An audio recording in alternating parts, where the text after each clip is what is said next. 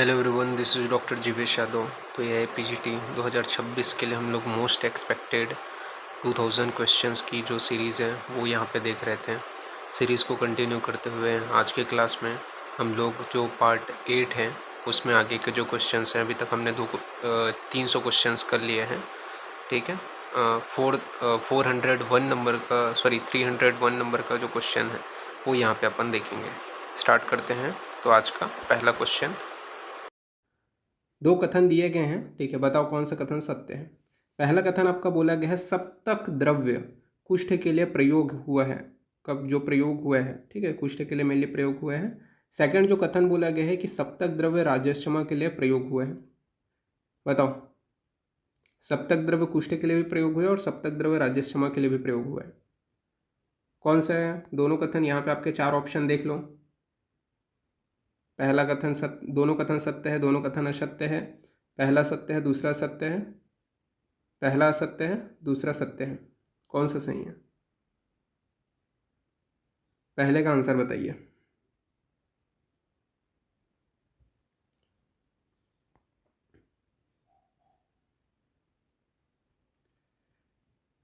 Live chat box में सभी answer दीजिए। ठीक है, फाइनल आंसर मैं बता रहा हूँ अब। ठीक है, आप लोग मैच कर लेना अपने आंसर से।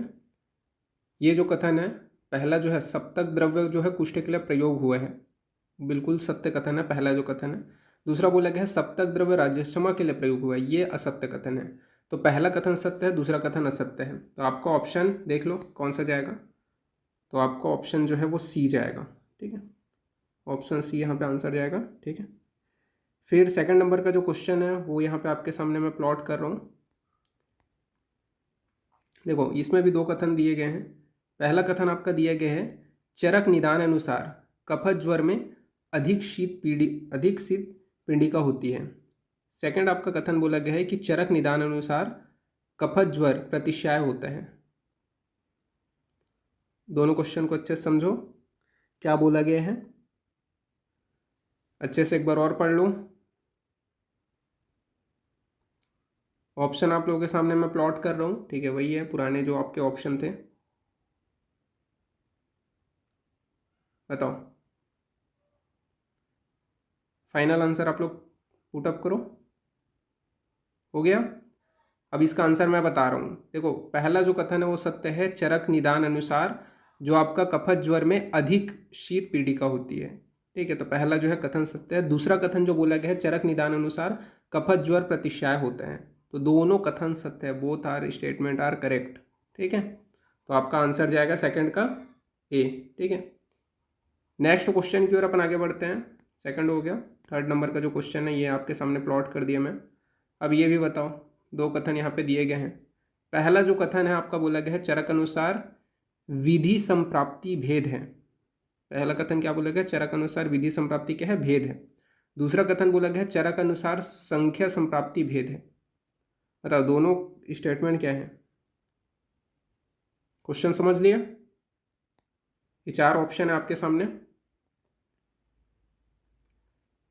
बताओ इसका आंसर फाइनल लॉक करो आप लोग। ठीक है, अब सही आंसर से मैच कर लेना।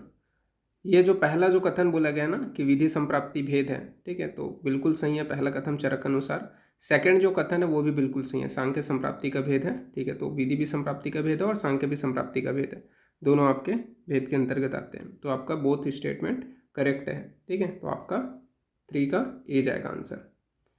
देन नेक्स्ट क्वेश्चन की ओर अपन आगे बढ़ते हैं। तो नेक्स्ट क्वेश्चन में आपका यहाँ पे आपका फोर्थ नंबर का क्वेश्चन है। थोड़ा सा भी स्टार्टिंग में मैंने यही जो स्टेटमेंट वाले जो आपके क्वेश्चंस थे वही प्लॉट किए हैं। ठीक है, तो फोर्थ नंबर का क्वेश्चन का पहला जो स्टेटमेंट है वो बोला गया है कि अतिसार में स्तंभन हेतु कूटज का प्रयोग व्याधि विपरीत औषध उपचय है। सेकंड स्टेटमेंट बोला गया है कुष्ठ में हरिद्रा का प्रयोग उभय विपरीत औषध उपचय है। तो फोर्थ का बताओ आंसर। फोर्थ का क्वेश्चन अच्छे समझो, समझ लिए? चार ऑप्शन है, ऑप्शन है। ठीक है, पुटअप करो कौन सा आएगा। लॉक कर लिया? अब मैं आंसर बताऊं। पहला जो स्टेटमेंट बोला गया है तिसार में स्तंभन हेतु कूटज का प्रयोग व्याधि विपरीत औषध का उपसय है, ठीक है, मतलब व्याधि विपरीत औषध उपसय है, ठीक है, तो बिल्कुल सही है पहला जो है, ठीक है, पहला स्टेटमेंट बिल्कुल सही है। सेकंड स्टेटमेंट जो बोला गया है कि कुष्ठ में हरिद्रा का प्रयोग उभय विपरीत औषध उपसय है, तो सेकंड स्टेटमेंट जो है वो आपका गलत है, ठीक है। तो देख लो आंसर में क्या जाएगा आपका, यहाँ पे पहला तो नहीं जाएगा, दूसरा नहीं, तीसरा यहाँ पे आपका आंसर जाएगा कि पहला कथन सत्य है, पहला स्टेटमेंट इज करेक्ट और दूसरा जो है आपका इनकरेक्ट, ठीक। फिफ्थ नंबर के क्वेश्चन को यहाँ पे आप मैं प्लॉट कर रहा हूँ। फिफ्थ नंबर का क्वेश्चन बताओ, रिक्त स्थानों की पूर्ति करो ऐसा बोला गया है। फिलिंग द ब्लैंक, प्लीहाभिवृद्धि जठरम डैश, चार ऑप्शन प्लॉट कर रहा हूँ। अर्श उदर गुल्म शोथ, अर्श उदर गुल्म शोथ। अपने आंसर पुट अप करो जल्दी, जल्दी से अपने आंसर पुट अप करो। प्लीहाभिवृद्धि जठरम डैश किसके लिए बोला गया है? तो फिफ्थ तक आपका आंसर है। मैं आपका अब जो है सही आंसर बता रहा हूँ, ठीक है, वो है आपका डी। ओके, सोथ के लिए बोला गया है। नेक्स्ट क्वेश्चन आपका प्लॉट कर रहा हूँ मैं अब यहाँ पे। एनआईए में क्वेश्चन आया था स्टेट एग्जाम जब हुआ था, तो फिर उसके बाद में आपका नेक्स्ट क्वेश्चन यहाँ पे बोला गया है कि वातज उन्माद में भय दर्शन किस प्रकार की चिकित्सा है? वातज उन्माद में भय दर्शन किस प्रकार की चिकित्सा है? चार ऑप्शन आपके सामने प्लॉट कर रहा हूँ। हेतु विपरीतार्थकारी, व्याधि विपरीतार्थकारी, सी है आपका उभय विपरीतार्थकारी और डी है आपका व्याधि विपरीत। अगेन क्वेश्चन यहाँ पे देख लो, 6 नंबर का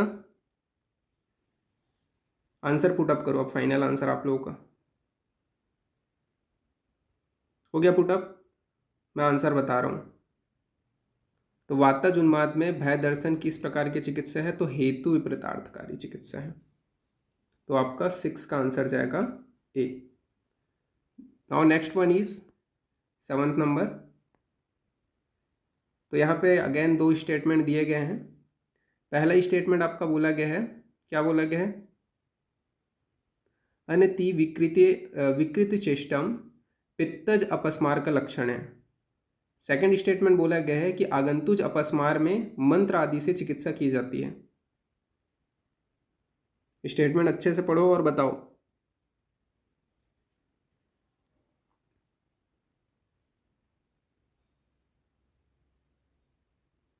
चार ऑप्शन में से कौन से है?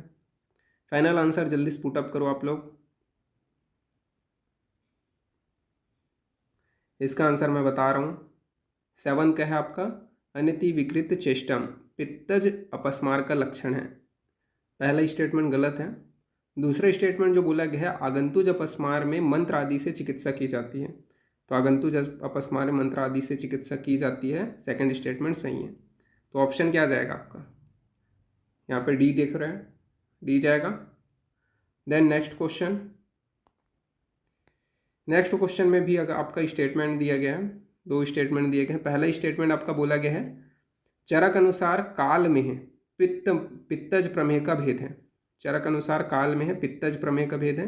सेकंड स्टेटमेंट बोला गया है कि चरक अनुसार हरिद्र में है पित्तज प्रमेय का भेद है। अब इसका आंसर बताओ मेरे को।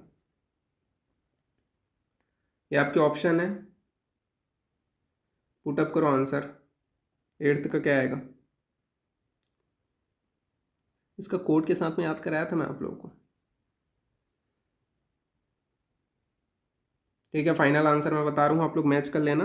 ए जाएगा इसका आंसर। दोनों स्टेटमेंट सही है, ठीक है। चरक अनुसार काल में है पित्तज प्रमेय का भेद है और चरक अनुसार हरिद्रा में जो है पित्तज प्रमेय का भेद है। दोनों आपका करेक्ट है। बहुत ईजी था ये। 9th नंबर के क्वेश्चन की ओर आगे बढ़ रहे हैं। 9th नंबर का क्वेश्चन चलो बताओ। प्रतिमार्ग च हरणम किस व्याधि की चिकित्सा है? चार ऑप्शन आपके सामने प्लॉट कर रहा हूँ। वात रक्त, अम्ल पित्त, शीत पित्त, रक्त पित्त। वात रक्त, अम्ल पित्त, शीत पित्त, रक्त पित्त। अगेन देख लो। प्रतिमार्ग च हरणम किस व्याधि की चिकित्सा है? फाइनल आंसर पुटअप कर लिया आप लोग? आंसर बता रहा हूँ मैं 9th नंबर के क्वेश्चन का। तो ये रक्त पित्त के लिए बोला गया है। किसके लिए बोला गया है? रक्त पित्त के लिए। तो 9th का आपका डी जाएगा। देन नेक्स्ट क्वेश्चन की ओर अपन आगे बढ़ते हैं। तो नेक्स्ट क्वेश्चन यहाँ पे आपका अगेन 2 स्टेटमेंट यहाँ पे आपके दिए गए हैं, दोनों स्टेटमेंट आपके श्लोक्स हैं, ठीक है। अभी इसको आप लोग पढ़ो, चलो बताओ दोनों स्टेटमेंट में से कौन सा सही है कौन सा गलत है। आप लोग इसको पढ़ोगे।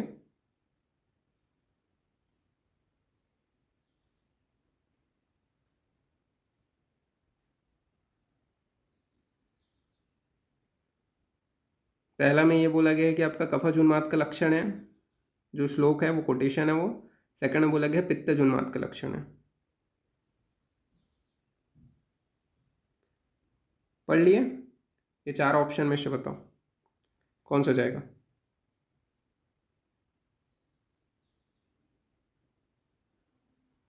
फाइनल आंसर अब मैं पुटअप कर रहा हूँ आप लोगों का।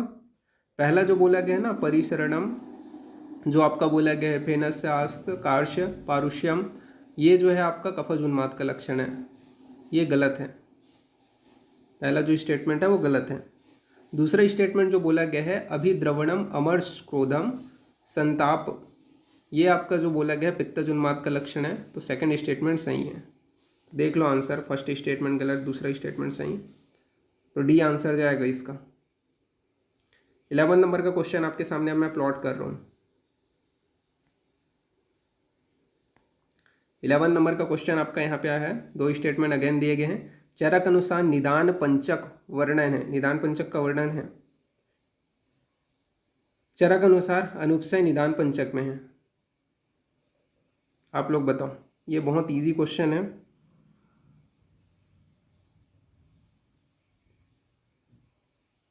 क्या जाएगा ये चारों में से? फाइनल आंसर जल्दी पुटअप करो, मैं आपका आंसर बता रहा हूँ फिर। हो गया सारे लोगों का पुटअप? अब मैं बता रहा हूँ, देखो चरक ने निदान पंचक का वर्णन किया है, बिल्कुल सही है। आप लोग निदान स्थान पढ़ते हो, आप पता ही चल जाता है फर्स्ट ही चैप्टर में। और अनुपसय का वर्णन निदान पंचक के अंतर्गत नहीं किया है, ये आप लोगों को पता होना चाहिए। अनुपसय नहीं आता है निदान पंचक में, उपसय आता है आपका। तो यहाँ पे फर्स्ट स्टेटमेंट सही, सेकंड स्टेटमेंट आपका गलत। तो कौन सा आंसर जाएगा? 11 का आपका सी जाएगा। Okay, now next one is, यहाँ पे आपका बोला गया है इंद्रिय दौर्बल्य किस वेग धारण से होता है। इंद्रिय दौर्बल्य किस वेग धारण से होता है? यहाँ पे आपके 4 ऑप्शन है, वमन, उद्गार, छींक, जृंभा। वमन, उद्गार, छींक, जृंभा। 12th का आंसर जल्दी पुटअप करो। ये क्वेश्चन है, ये 4 ऑप्शन है, सभी लोगों के आंसर आने चाहिए, ठीक है। प्रॉपर प्रैक्टिस करो ऐसे ही। तो देखो इंद्रिय दौर्बल्य किस वेग धारण से होता है, ये मैंने कई बार आप लोगों को डिस्कस भी किया है। किसके वेग के धारण की वजह से होता है इंद्रिय दौर्बल्य? तो ये पढ़ा भी है यार, प्रीवियस ईयर के क्वेश्चन पेपर में बताया भी था मैंने। छींक, ठीक है, छींक के वेग का धारण करने की वजह से होता है। ओके, देन नेक्स्ट क्वेश्चन की ओर अपन आगे बढ़ते हैं। नेक्स्ट क्वेश्चन में अगेन 2 स्टेटमेंट दिए गए हैं। पहला स्टेटमेंट बोला गया है कि चरक निदान अनुसार जो अजीर्ण में भोजन करता है उसे पैत्तिक गुल्म होता है। सेकंड स्टेटमेंट बोला गया है चरक निदान अनुसार जो मद्य का अधिक सेवन करता है उसे कफज गुल्म होता है। बताओ कौन सा स्टेटमेंट सही है कौन सा स्टेटमेंट गलत है। ये 4 ऑप्शन है आपके सामने। फाइनल आंसर आप लोग पुटअप करो, देन मैं आपका फाइनल आंसर आप लोग को बताऊंगा। हो गया आप लोगों का फाइनल आंसर पुटअप? ठीक है, टाइम आपका एंड होता है। इसका फाइनल आंसर है पहला, जो देखो पहला जो बोला गया चरक अनुसार जो अजीर्ण में भोजन करता है उसे पैत्तिक गुल्म होता है, बिल्कुल सही। फर्स्ट स्टेटमेंट बिल्कुल सही है। सेकंड स्टेटमेंट आपका बोला गया है कि चरक निदान अनुसार जो मद्य का अधिक सेवन करता है उसे कफज गुल्म होता है, तो ये भी सही है कि मद्य का अधिक सेवन करने की वजह से क्या है कफज गुल्म की उत्पत्ति होती है और अजीर्ण की वजह से पैत्तिक गुल्म की उत्पत्ति होती है। तो बोथ स्टेटमेंट आर करेक्ट। ये आंसर जाएगा 13th का। 14th नंबर का क्वेश्चन आपके सामने मैं यहाँ पे प्लॉट कर रहा हूँ। 14th नंबर का क्वेश्चन बोला गया है आचार्य चरक के अनुसार गुल्म स्वयं पिंड आकार होते हुए किस प्रकार की ग्रंथि उत्पन्न करता है। तो आचार्य चरक के अनुसार गुल्म स्वयं पिंड आकार का होते हुए किस प्रकार की ग्रंथि को उत्पन्न करते हैं?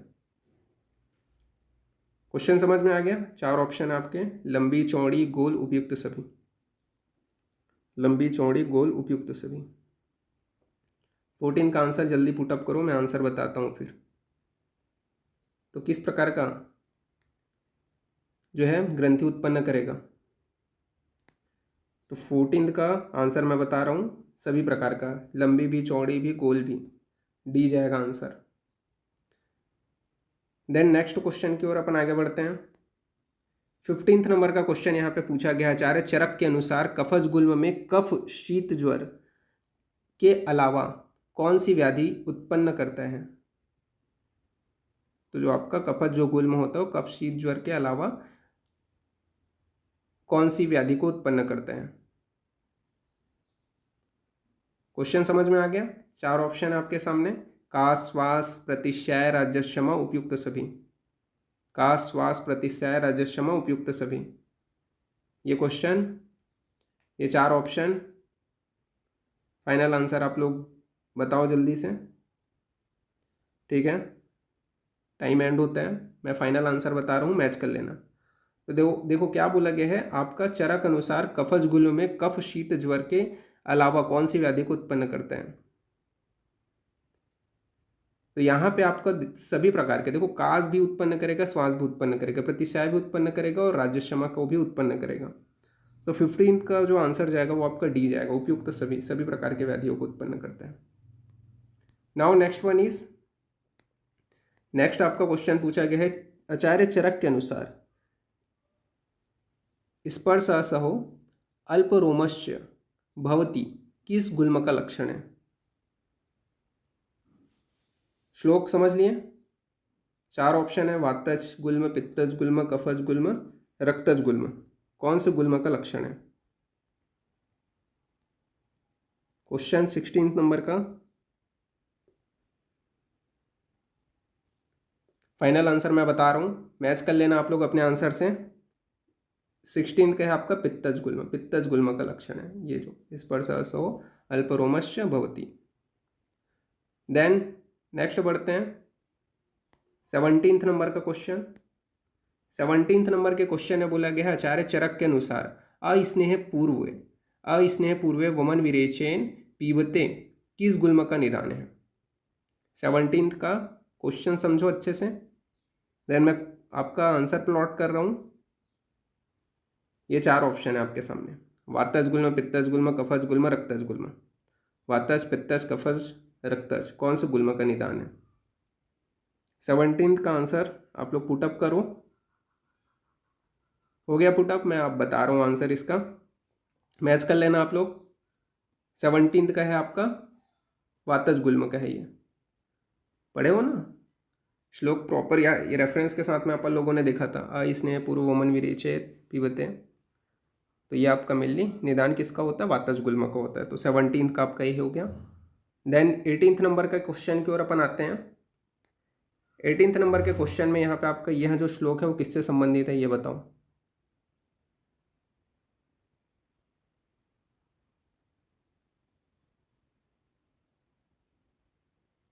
किससे संबंधित है? गर्भकोष्ठ, आर्तव गमनम, वैश्यात, किससे संबंधित है? ये 4 ऑप्शन है आपके, मूड गर्भ, रक्त प्रदर, गर्भस्त्राव, रक्तज गुल्म।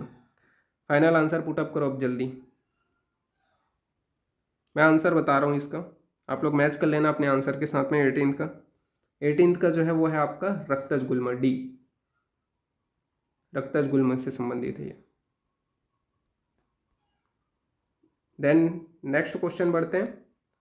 19 नंबर का क्वेश्चन यहाँ पे आपका बोला गया है, चिकित्सा कर्म के लिए, यहाँ किसके चिकित्सा कर्म के लिए बोला गया है ये बताओ मेरे को। कि मारुते है वर्जियंते अन्मुदीर्ण दोष अल्पमपि कर्महीन्यात्, यह किसके चिकित्सा कर्म के लिए बोला गया है? 4 ऑप्शन है आपके सामने, वात रक्त, योनि व्यापद, वातज ग्रहणी, गुल्म। क्वेश्चन अच्छे से समझो और जल्दी आंसर पुटअप करो। ये क्वेश्चन है आपका, ये आपके आंसर है। हो गए? चलो मिला लो, ठीक है। ये जो है मेनली देखो चिकित्सा कर्म के लिए कहा गया, किसके चिकित्सा कर्म के लिए बोला गया है? मेनली ये जो आपका वर्डिंग जो है जो कोटेशन है वो मेनली गुल्म में आपको देखने को मिलता है। तो 19th का आपका डी जाएगा आंसर। मैच करते जाना अपने अपने आंसर से। 20th नंबर के क्वेश्चन की ओर अपन आगे बढ़ते हैं। अब 20th नंबर के क्वेश्चन में आपका क्या पूछा गया है? तो 20th नंबर के क्वेश्चन में बोला गया है, लक्षण दिया गया है एक डिसीज का, उसके विषय में यहाँ पर आपका बोला गया है। तो यहाँ पे बोला गया आचार्य चरक के अनुसार स्तन्योच्च स्तन्यम ओष्ठय स्तन मंडलस्य कार्षाणाम ईश्यो उद्गम रोमराज्य, यह किसका लक्षण है? क्वेश्चन समझ लिए 20th। 4 ऑप्शन आपके सामने मैं दे रहा हूँ, रक्तज गुल्म, ऋतुमती, श्रुतिका, असन्न प्रसव।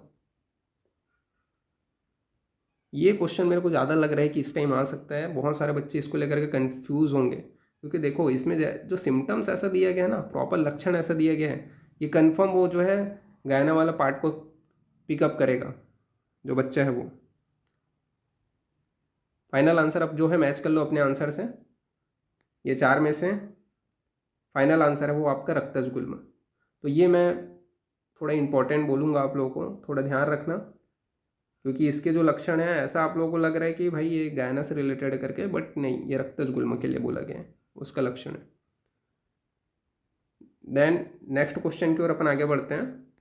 नेक्स्ट क्वेश्चन में यहाँ पे आपका 21 में आपका 2 स्टेटमेंट दिए गए हैं। पहला स्टेटमेंट बोला गया है हरिद्र में ही कटु रस के मूत्र का त्याग करता है। सेकंड स्टेटमेंट बोला गया है चरक अनुसार वातज प्रमेह असाध्य होता है। दोनों स्टेटमेंट में से कौन सा सही है, कौन सा गलत है? फाइनल आंसर आप लोग अब जल्दी बताओ। मैं आंसर बता रहा हूँ, मैच कर लेना आप लोग। पहला स्टेटमेंट जो बोला गया है हरिद्रा में ही कटु रस के मूत्र का त्याग करता है, तो हरिद्रा में कटु रस से युक्त जो मूत्र है उसका त्याग करता है। पहला स्टेटमेंट बिल्कुल सही है। सेकंड स्टेटमेंट जो बोला गया है कि चरक अनुसार वातज प्रमेय असाध्य होता है, ये तो आप लोग को बिल्कुल पता है कि वातज प्रमेय क्या है, असाध्य है। तो दोनों statement, both statement are correct. तो आंसर ए जाएगा 21 का। Now next one is 22 number का क्वेश्चन के ऊपर अपन आते हैं। 22 नंबर के क्वेश्चन में अगेन 2 स्टेटमेंट बोले गए हैं। यहाँ पे आपका सबसे पहले आपका लक्षण बोला गया है आचार्य चरक के अनुसार फर्स्ट स्टेटमेंट में। तो यहाँ पे आपका बोला गया है आचार्य चरक अनुसार अत्यम अर्थ मधुरम शीतम मूत्र मेहिति, शीत मेह का लक्षण है। सेकंड स्टेटमेंट बोला गया है कि चरक अनुसार उदक मेह वातज प्रमेह का भेद है। तो दोनों स्टेटमेंट में कौन सा सही है, कौन सा गलत है, ये मुझे आप लोग बताओ। ये चारों ऑप्शन में से कौन सा आएगा? फाइनल आंसर आप लोग जल्दी पुटअप करो। हो गया? मैं आंसर बता रहा हूँ इसका। तो ये जो है मेनली आपका ध्यान दोगे तो पहला, एक मिनट, हाँ,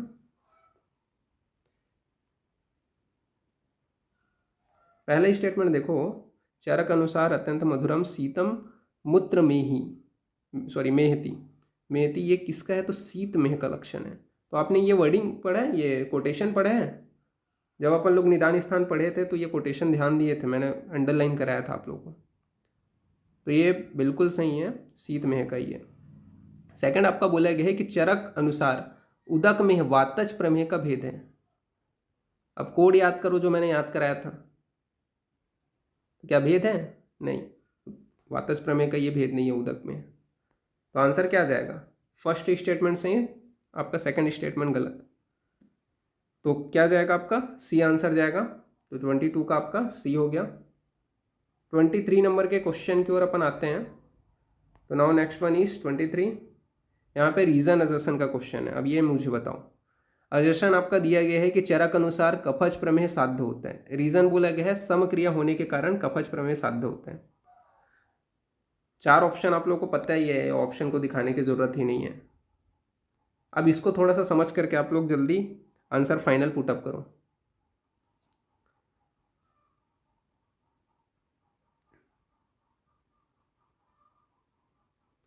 हो गया? मैं आंसर बता रहा हूँ, चरक अनुसार कफज प्रमेय साध्य होता है। मैच कर लेना अपने आंसर के साथ में, बिल्कुल सही है। समक्रिया होने के कारण कफज प्रमेय साध्य होता है, तो बिल्कुल रीजन भी सही दिया है। समक्रिया होने के कारण जो है समक्रिया होता है, इसी वजह से तो कफज प्रमेय साध्य होता है। तो रीज़न भी सही है, अजर्शन भी सही है, ठीक है। और जो रीज़न है वो अजर्शन का पूर्ण रूप से व्याख्या करता है। तो क्या जाएगा आप लोगों का, डी आंसर जाएगा यहाँ पे। Then now next one is, next question में अपन आते हैं 24th नंबर में। अगेन आपके 2 स्टेटमेंट दिए गए हैं। पहला स्टेटमेंट बोला गया है चरक अनुसार प्रमेय में दोष अस्थि को दूषित करते हैं। सेकंड स्टेटमेंट बोला गया है चरक अनुसार प्रमेय में अस्थि दूषित नहीं होते हैं। तो 24th का बताओ आप लोग क्या आंसर जाएगा, समझो और फाइनल आंसर आप लोग पुटअप करो।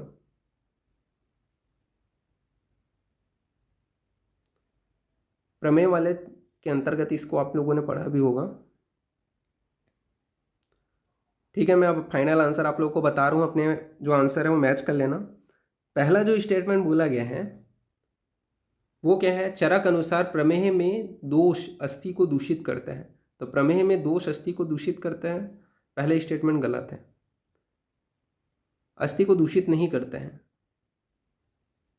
और सेकंड स्टेटमेंट में आपका बोला गया है प्रमेय में अस्थि दूषित नहीं होता है, तो सेकंड स्टेटमेंट सही है। तो यहाँ पे आप समझते, कॉमन सेंस भी लगाते तो भी आपको दिमाग में समझ में आ जाता। पहले में दूषित करता है बोला गया, दूसरा में दूषित नहीं करता है बोला गया। तो आप अगर प्रॉपर सही आंसर जान रहे हो, सेकंड का भी अगर समझ रहे हो, तो उस कंडीशन में आपका सही आंसर आपका पुटअप हो जाता है। तो यहाँ पे आपका जो आंसर जाएगा, पहला जो स्टेटमेंट है वो क्या है, गलत है, दूसरा स्टेटमेंट सही है। तो डी आंसर जाएगा यहाँ पे। Then next question 25th number का अगेन रीजन एंड असर्शन का क्वेश्चन है। असर्शन आपका दिया गया है कि चरक निदान अनुसार उभय रक्त पित्त असाध्य होते हैं। तो चरक निदान अनुसार उभय रक्त पित्त असाध्य होते हैं। रीजन आपका दिया गया है कि दोनों मार्ग से रक्त निकलने के कारण न वमन न विरेचन दिया जा सकता है, और तीनों दोष को हरने वाली औषधि न के बराबर होती है। इस वजह से आपका जो उभयगत रक्त पित्त होता है वो असाध्य होता है। तो रीजन असर्शन, ये बहुत इजी है रीजन असर्शन का क्वेश्चन। चारों में से ऑप्शन आप लोग पुटअप करो, इसमें मैं ज़्यादा टाइम नहीं दूंगा, बहुत इजी है। जिन्होंने एक बार भी पढ़ा होगा अच्छे से तो उनको याद होगा। चलो मैं फाइनल आंसर बता रहा हूँ, आप लोग अपने आंसर से मैच कर लेना। पहला जो बोला गया है उभयगत रक्त पित्त असाध्य होता है, बिल्कुल सही, 101% सही, ये चीज़ पढ़ा भी है निदान में। सेकंड आपका बोला गया है कि उभयगत जो रक्त पित्त होता है उसमें वमन विरेचन दोनों प्रकार कराते हैं, इस वजह से वो जो है क्या बोल सकते हैं, असाध्य की श्रेणी में आता है। इसके अलावा भी ये क्या है, जो आपका वमन विरेचन की जो औषधियाँ होती हैं, मतलब त्रिदोषहर जो औषधियाँ सॉरी, वो क्या है बहुत मुश्किल से मिलती हैं, इस वजह से ये क्या है असाध्य है। तो बिल्कुल सही है आपका reason assertion, both are correct. Reason जो है असर्शन की सही व्याख्या करते हैं। तो 25 तक आपका डी आंसर जाएगा यहाँ पे। ओके, 25 नंबर के क्वेश्चन की ओर, 26 नंबर के क्वेश्चन की ओर अपन आते हैं। 26 नंबर के क्वेश्चन में आपका अगेन 2 स्टेटमेंट बोले गए हैं। पहला स्टेटमेंट आपका बोला गया है सुक्त मल गंध रस उंदार रक्त पित्त का पूर्व रूप है। सेकंड स्टेटमेंट बोला गया है स्वर भेद रक्त पित्त का पूर्व रूप और उपद्रव है। तो बताओ इसका क्या बोला गया है। दोनों स्टेटमेंट आप लोग पहले अच्छे से पढ़ लो, 26 का पढ़ लिए। देन ऑप्शन प्लॉट कर रहा हूँ, ये 4 ऑप्शन जहाँ पे आप लोग देखते ही हो, ठीक है, ऑप्शन लगातार ही है आपका। चलो ठीक है, मैं इसका फाइनल आंसर आप लोग को बता रहा हूँ 26 का आपका जाएगा बोथ आर करेक्ट, ठीक है। रक्त पित्त के पूर्व में आप देखते हो सुक्तमल गंध, ठीक है, ये आप देखते ही हो। तो पहला पूर्व रूप बिल्कुल सही है, रक्त पित्त के पूर्व रूप में पढ़ते हैं। स्वर भेद रक्त पित्त का पूर्व रूप और उपद्रव है, तो ये भी सही है। 26 का आपका क्या जाएगा, बोथ स्टेटमेंट आर करेक्ट, ठीक है। देन 27 नंबर के क्वेश्चन में आपका बोला गया आचार्य चरक के अनुसार कौन सा द्रव्य रक्त पित्त के निदान एवं रोगी को निर्देशित आहार इन दोनों में शामिल है। अगेन क्वेश्चन समझ लो, आचार्य चरक के अनुसार कौन सा द्रव्य रक्त पित्त के निदान और रोगी को निर्देशित आहार इन दोनों में शामिल है। 4 ऑप्शन आपके सामने मैं प्लॉट कर रहा हूँ, गंडीर, निम्ब, चिरायता, इसके अलावा कचनार। क्वेश्चन देखो, फाइनल आंसर इसका जल्दी पुटअप करो।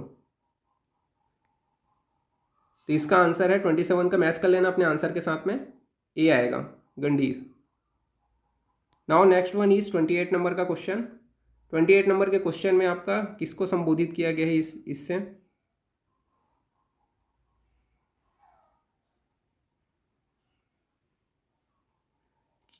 बताओ 28 नंबर का आप लोग पढ़ो। वित्त महरजो दोषा लाभ मान मद स्पृहा, इससे किसको संबोधित किया गया है? इसको संबोधित किया गया है, चार ऑप्शन आपके, चरक चक्रपाणी, भाव प्रकाश, पुनर्वसु आत्रेय। ये क्वेश्चन भी आप लोग अच्छे से याद रखना, किसको संबोधित किया गया है। आपके आंसर पुटअप हो गए, मैं आप फाइनल आंसर बता रहा हूँ। मेनली पुनर्वसु आत्रेय के लिए बोला गया ये थोड़ा ध्यान रखना आप लोग। रेफरेंस आप लोग चेक कर सकते हो निदान स्थान का, श्लोक नंबर 29 सेकेंड चैप्टर का। फिर उसके बाद में पूर्व रूप, ये किसका पूर्व रूप है बताओ?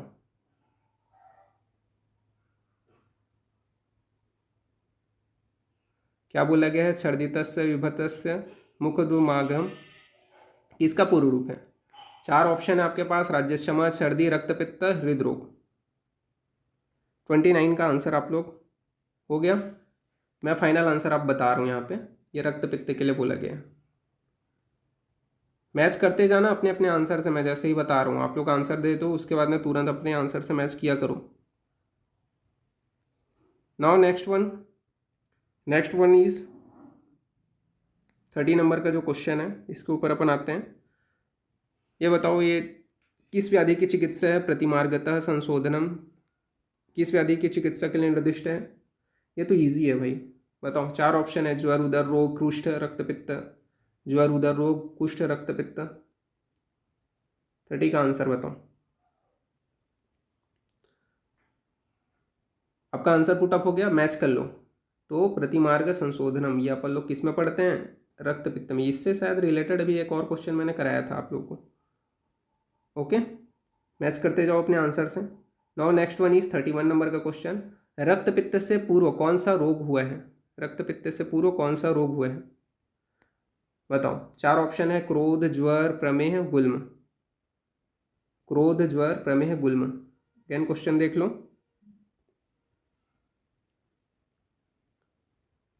फाइनल आंसर मैच कर लेना आपके साथ, मैं बता रहा हूँ। तो रक्तपित्त से पूर्व कौन सा रोग होता है? तो ज्वर। सिंपल सी बात है, लॉजिक भी लगाते तो आप समझ जाते इसका, ठीक है।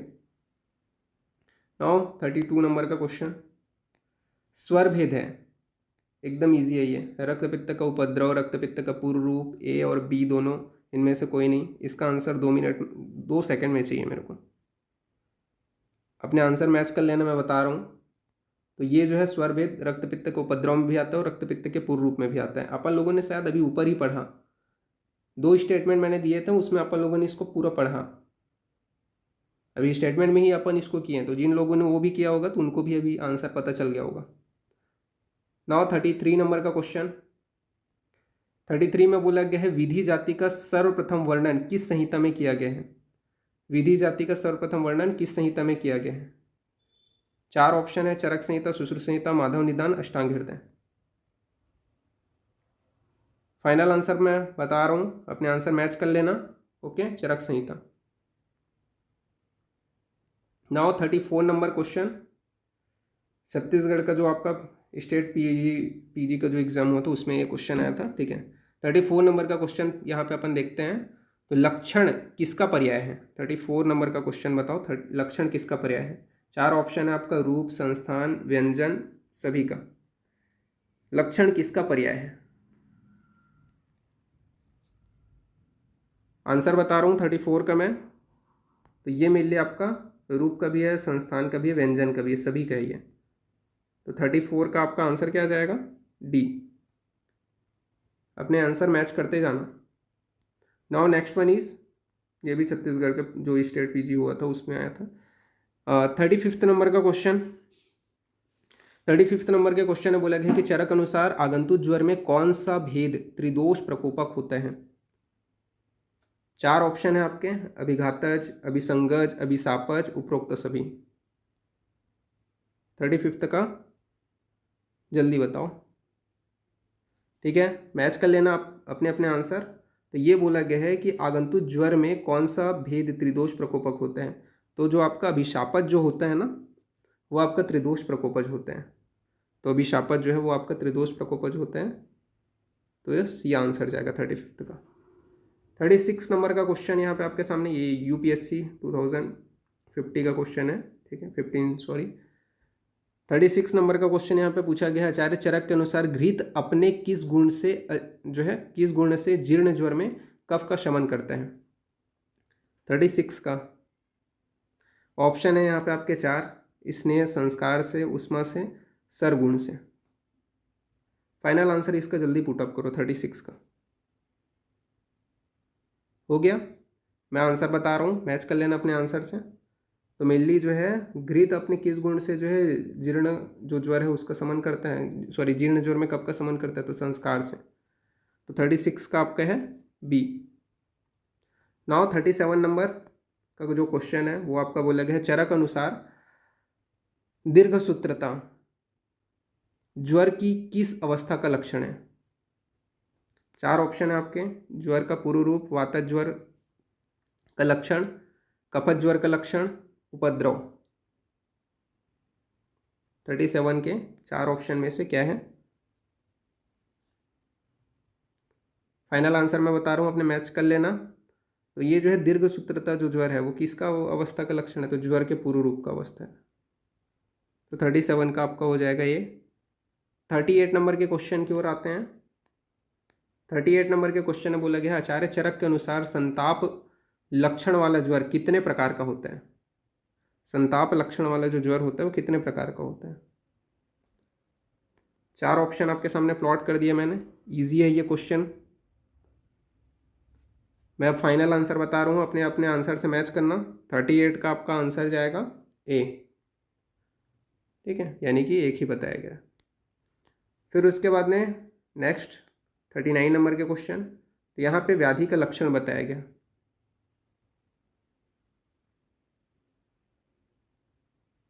तो यहाँ पे क्या लक्षण बताया गया, तो आचार्य चरक अनुसार बोला गया है, अत्यर्थ च शीत पिंडिका वृषम भेग्यम उत्तिष्ठन्ति, इस व्याधि का लक्षण है।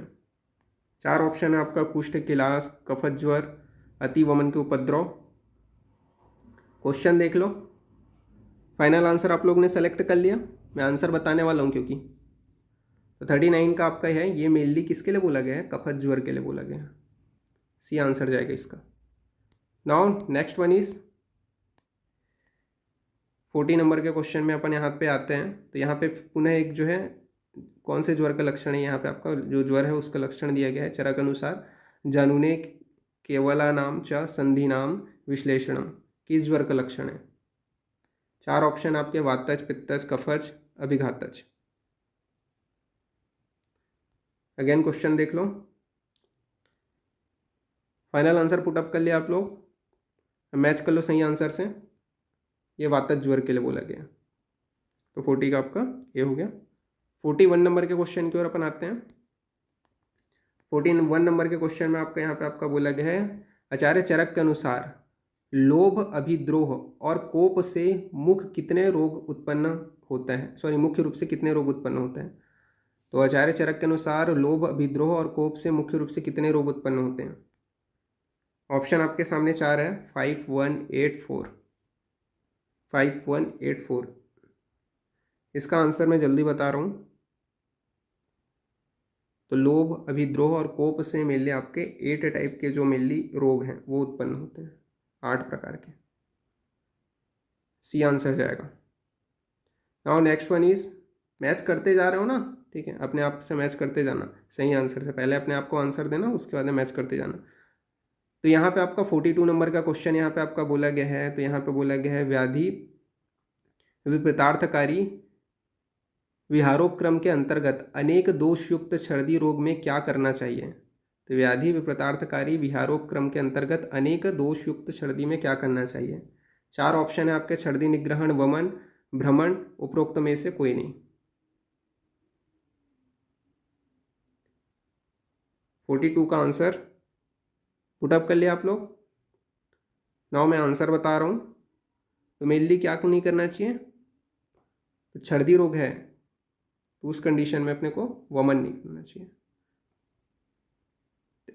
ठीक, सॉरी क्या कराना चाहिए ये आपका देखा गया है, ठीक है। तो ये आपका जो है वमन नहीं कराना चाहिए, ठीक है। व्याधि विपरीतार्थकारी विरोपक्रम के अंतर्गत दोषयुक्त छर्दी रोग में क्या कराना चाहिए? तो क्या कराना चाहिए दोषयुक्त जो छर्दी रोग है उसमें, तो यहाँ पे वमन कराना चाहिए। तो 42 का आपका हो जाएगा बी आंसर जाएगा। 43 नंबर के क्वेश्चन की ओर अपन आते हैं। ये जामनगर के मेन क्वेश्चन पेपर में आपका आया था, स्टेट वाइज जो एग्जाम हुआ था, सॉरी सेंट्रल एग्जाम जो हुआ था उसमें। 43 नंबर के क्वेश्चन की ओर अपन आते हैं। 43 नंबर का क्वेश्चन बताओ, ये किसका संप्राप्ति है? द्विविधा व्याधियों निज आगंतुज भेदा, यह किसका संप्राप्ति है?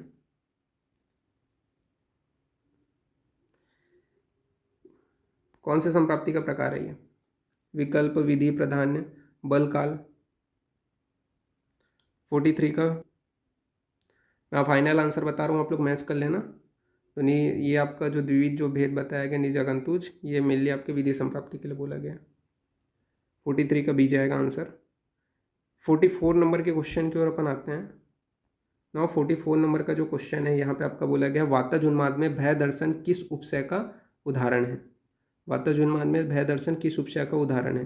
4 ऑप्शन है आपका, हेतु विप्रतार्थकारी, व्याधि विप्रतार्थकारी, उभय विप्रतार्थ विहार, सॉरी हेतु विप्रतार्थ विहार, व्याधि विप्रतार्थ विहार, उभय विप्रतार्थ विहार और उपरोक्त नहीं, कोई नहीं। ये 4 आपके ऑप्शन में से बताओ कौन सा है, कौन से उपशय का उदाहरण है? 44 फाइनल आंसर आप लोगों ने रख लिया, ठीक है, पुटअप कर लिया। मैं आंसर बता रहा हूँ। तो हेतु विप्रतार्थकारी जो विहार है उसका मेनली जो है ये आपका उदाहरण है वातज उन्माद में भय दर्शन। नाउ 45 नंबर के क्वेश्चन की ओर अपन आते हैं। तो 45 नंबर के क्वेश्चन में आपका यहाँ पे पूछा गया है जरणांते दिवशंते धर्मांते किस दोष का प्रकोपण काल है? बताओ कौन से दोष का प्रकोपण काल है? ऑप्शन है वातज, पित्तज, कफज, सन्निपातज। 45 का आंसर आप लोग पुटअप करो। हो गया, चलो ठीक है, मैच करना। मैं आंसर बता रहा हूँ, वातज के लिए बोला गया, वातज जो दोष है उसका प्रकोपण काल है। ये आंसर जाएगा आपका 45 का ए। 46 नंबर के क्वेश्चन की ओर अपन आते हैं। नाउ 46 नंबर का क्वेश्चन यहाँ पे आपको बोला गया है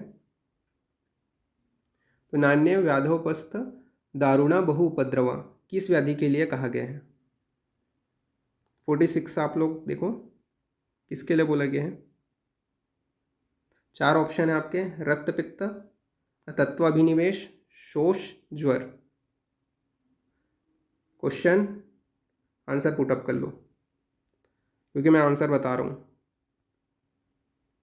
तो ये मेरे लिए आपका बहुपद्रवा किसके लिए बोला गया? ज्वर के लिए बोला गया है। 46 का आपका क्या जाएगा? डी जाएगा। नाउ 47 नंबर के क्वेश्चन की ओर अपन आते हैं। 47 नंबर के क्वेश्चन में अगेन 2 स्टेटमेंट दिए गए हैं। पहला स्टेटमेंट बोला गया है कि प्लीहा के बढ़ जाने पर उदर रोग होता है। सेकंड स्टेटमेंट बोला गया है कि उदर रोग के बढ़ जाने पर शोथ होता है। अब यहाँ पे ये स्टेटमेंट्स कौन सा सही है बताओ। चलो फाइनल आंसर पुटअप कर लिए। मैं आंसर बता रहा हूँ क्योंकि मैच कर लेना अपने आंसर से। दोनों सही है। प्लीहा के बढ़ जाने पर उदर रोग होता है, बिल्कुल सही है। सेकंड बोला गया है कि उदर रोग के बढ़ जाने पर शोथ होता है, ये भी बिल्कुल सही है। Both statement are correct. 47 के बाद में 48 नंबर के क्वेश्चन की ओर अपन आते हैं। 48 नंबर के क्वेश्चन में आपका क्या पूछा गया है? तो 48 में अगेन 2 स्टेटमेंट है। चरक अनुसार अपस्मार के 4 भेद हैं। सेकंड आपका बोला गया है चरक अनुसार अपस्मार के 5 भेद हैं। 48 का आंसर बताओ, कितने भेद हैं अपस्मार के? 4 ऑप्शन में से कौन सा है? ये ज़्यादा टाइम वेस्ट करने वाला टाइम ही नहीं है, मतलब बहुत ईजी है ये। 4 भेद हैं, आप सबको पता है। ओके, तो 4 भेद है मतलब सेकंड स्टेटमेंट गलत है। तो यहाँ पे आपका क्या जाएगा? सी जाएगा। ओके, 48 का आपका हो गया सी। 49 नंबर के क्वेश्चन की ओर अपन आते हैं। 49 नंबर का जो आपका क्वेश्चन है आज, वो बोला गया है कि अशब्द श्रवण है। अशब्द श्रवण है। 4 ऑप्शन है, उन्माद पूर्व रूपण, अपस्मार पूर्व रूप, सॉरी उन्माद का पूर्व रूप, अपस्मार का पूर्व रूप, पांडु का लक्षण और आपका कर्णछवेण का लक्षण। बताओ, अशब्द श्रवण है। बहुत सारे बच्चे लेकिन इसमें कंफ्यूज जरूर होंगे। ठीक है, मैं फाइनल आंसर बता रहा हूँ। ये मेनली किसके लिए बोला गया है? अशब्द श्रवण, तो अपस्मार के पूर्व रूप का लक्षण है। नाउ आज का जो लास्ट क्वेश्चन है, महाराष्ट्र का स्टेट जो आपका एग्ज़ाम हुआ था उसमें आया था वो क्वेश्चन। फिर आज का लास्ट जो क्वेश्चन है वो यहाँ पे आपका बोला गया है, भ्रुयोदास किस रोग का पूर्व रूप है? 4 ऑप्शन है आपका, अपस्मार, उन्माद, अतत्वाभिनिवेश, ज्वर। 50 का आंसर आप लोग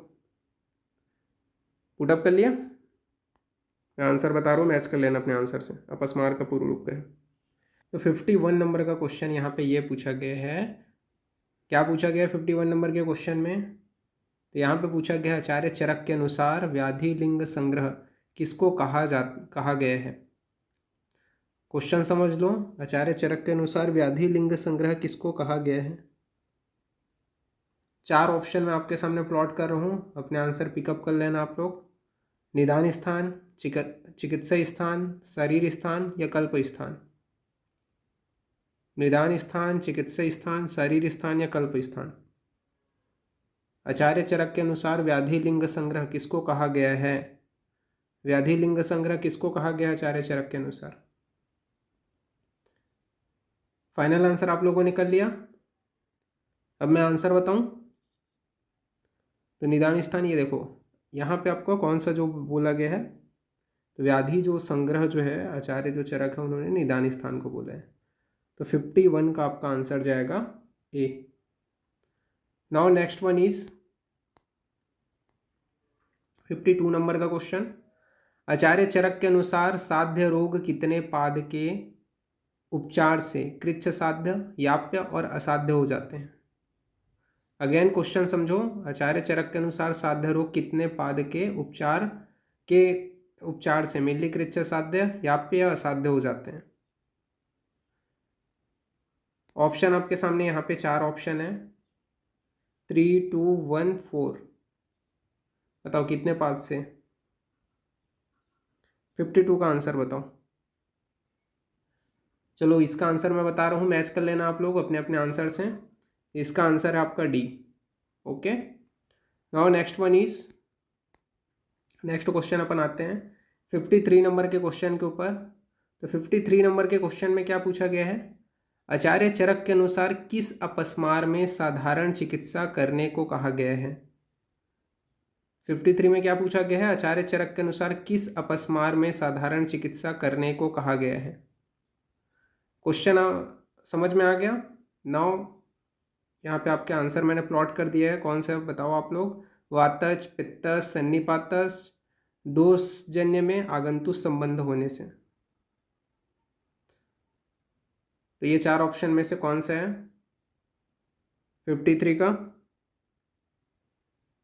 53 का आप लोग पुटअप करो। हो गया?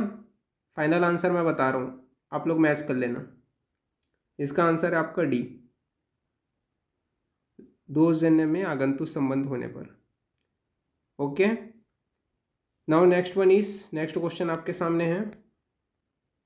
आचार्य चरक के अनुसार अधिक रूप से घृत पान से कौन सी व्याधि होती है? 54 नंबर का आपका क्वेश्चन है। आचार्य चरक के अनुसार अधिक रूप से घृत पान करने से कौन सी व्याधि उत्पन्न होती है? 4 ऑप्शन आपके सामने मैं प्लॉट कर रहा हूँ, प्रमेह, ज्वर, कुष्ठ या फिर ए और सी दोनों। अधिक घृत पान करने से कौन सी व्याधि होती है?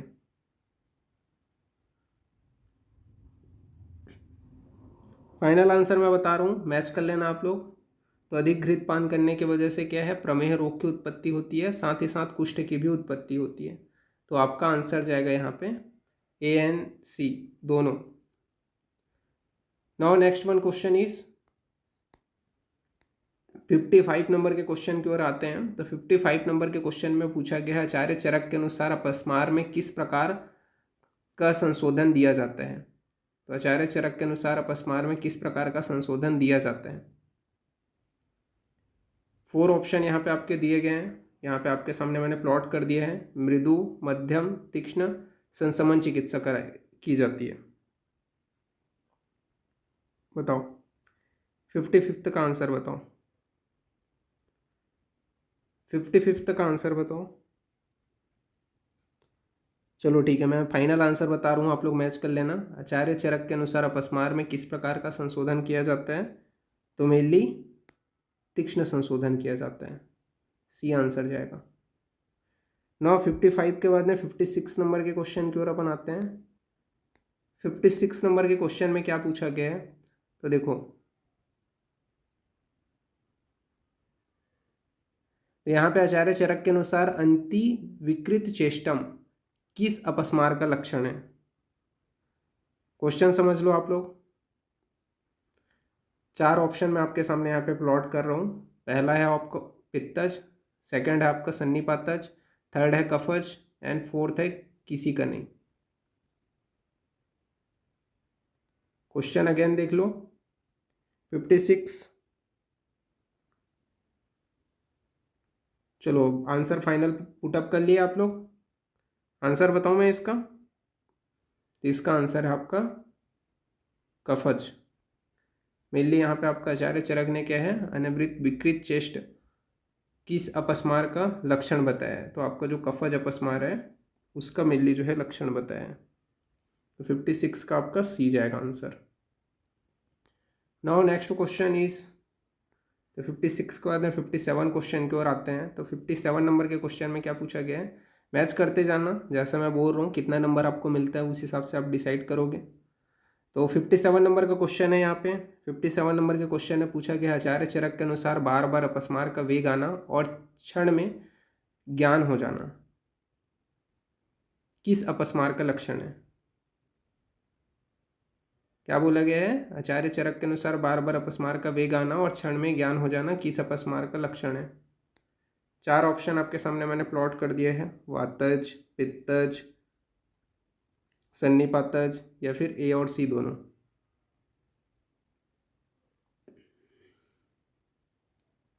अगेन क्वेश्चन देख लो आप लोग 57 नंबर का। Now option final answer put up कर लिया आप लोगों ने। मैं आंसर बता रहा हूँ। तो मेनली यहाँ पे आपका जो बोला गया है, आचार्य चरक के अनुसार बार बार अपस्मार का वेग आना और क्षण में ज्ञान हो जाना, ये कौन से अपस्मार का लक्षण है? तो ये मेनली आपका जो है वातज में भी देखने को मिलता है और पित्तज में भी देखने को मिलता है। तो यहाँ पे आपका डी आंसर जाएगा, ए एंड सी दोनों। Now next one is 58 number का क्वेश्चन। 58 नंबर के क्वेश्चन में पूछा गया है, चरक मतेन सोत रोग के जो यहाँ पे बोला गया हेत्वार्थ रोग का नाम है। तो चरक के मतानुसार सोत रोग के हेत्वार्थ रोग का नाम है। क्वेश्चन समझ में आ गया 57? ना वो ऑप्शन आपके सामने मैं प्लॉट कर रहा हूँ, ज्वर, जठर रोग, अर्श, शोष। ज्वर, जठर रोग, अर्श, शोष। अगेन क्वेश्चन यहाँ पे दिखा देता हूँ मैं 58 नंबर का। फाइनल आंसर आप लोग जल्दी से पुटअप करो। हो गया? मैं फाइनल आंसर बता रहा हूँ 58 का। तो जो चरक मतानुसार जो शोथ रोग है उसका हेत्वार्थ रोग का नाम क्या है? तो मेनली जो हेत्वार्थ जो रोग है वो आपका जठर रोग है। बी जाएगा आंसर 58 का आपका B. Now next one is 59 number question. तो ये मेरे को बताओ,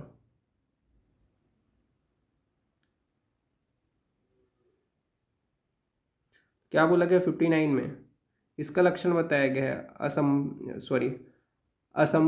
असमना विलपंतम। किसका लक्षण है? असमना जो आपका विलपंतम है वो किसका लक्षण है? 4 ऑप्शन आपके सामने प्लॉट कर रहा हूँ मैं, वातज अपस्मार, पित्तज अपस्मार, कफज अपस्मार या सन्निपातज अपस्मार। 59 का आंसर बताओ आप लोग। चलो इसमें ज़्यादा टाइम वेस्ट नहीं करेंगे, इजी है। वातज अपस्मार का लक्षण है ये। 59 का है आपका ए। 60 नंबर के क्वेश्चन की ओर अपन आते हैं। 60 में पूछा गया है कि अर्श से किस प्रकार के रोगों की उत्पत्ति होती है?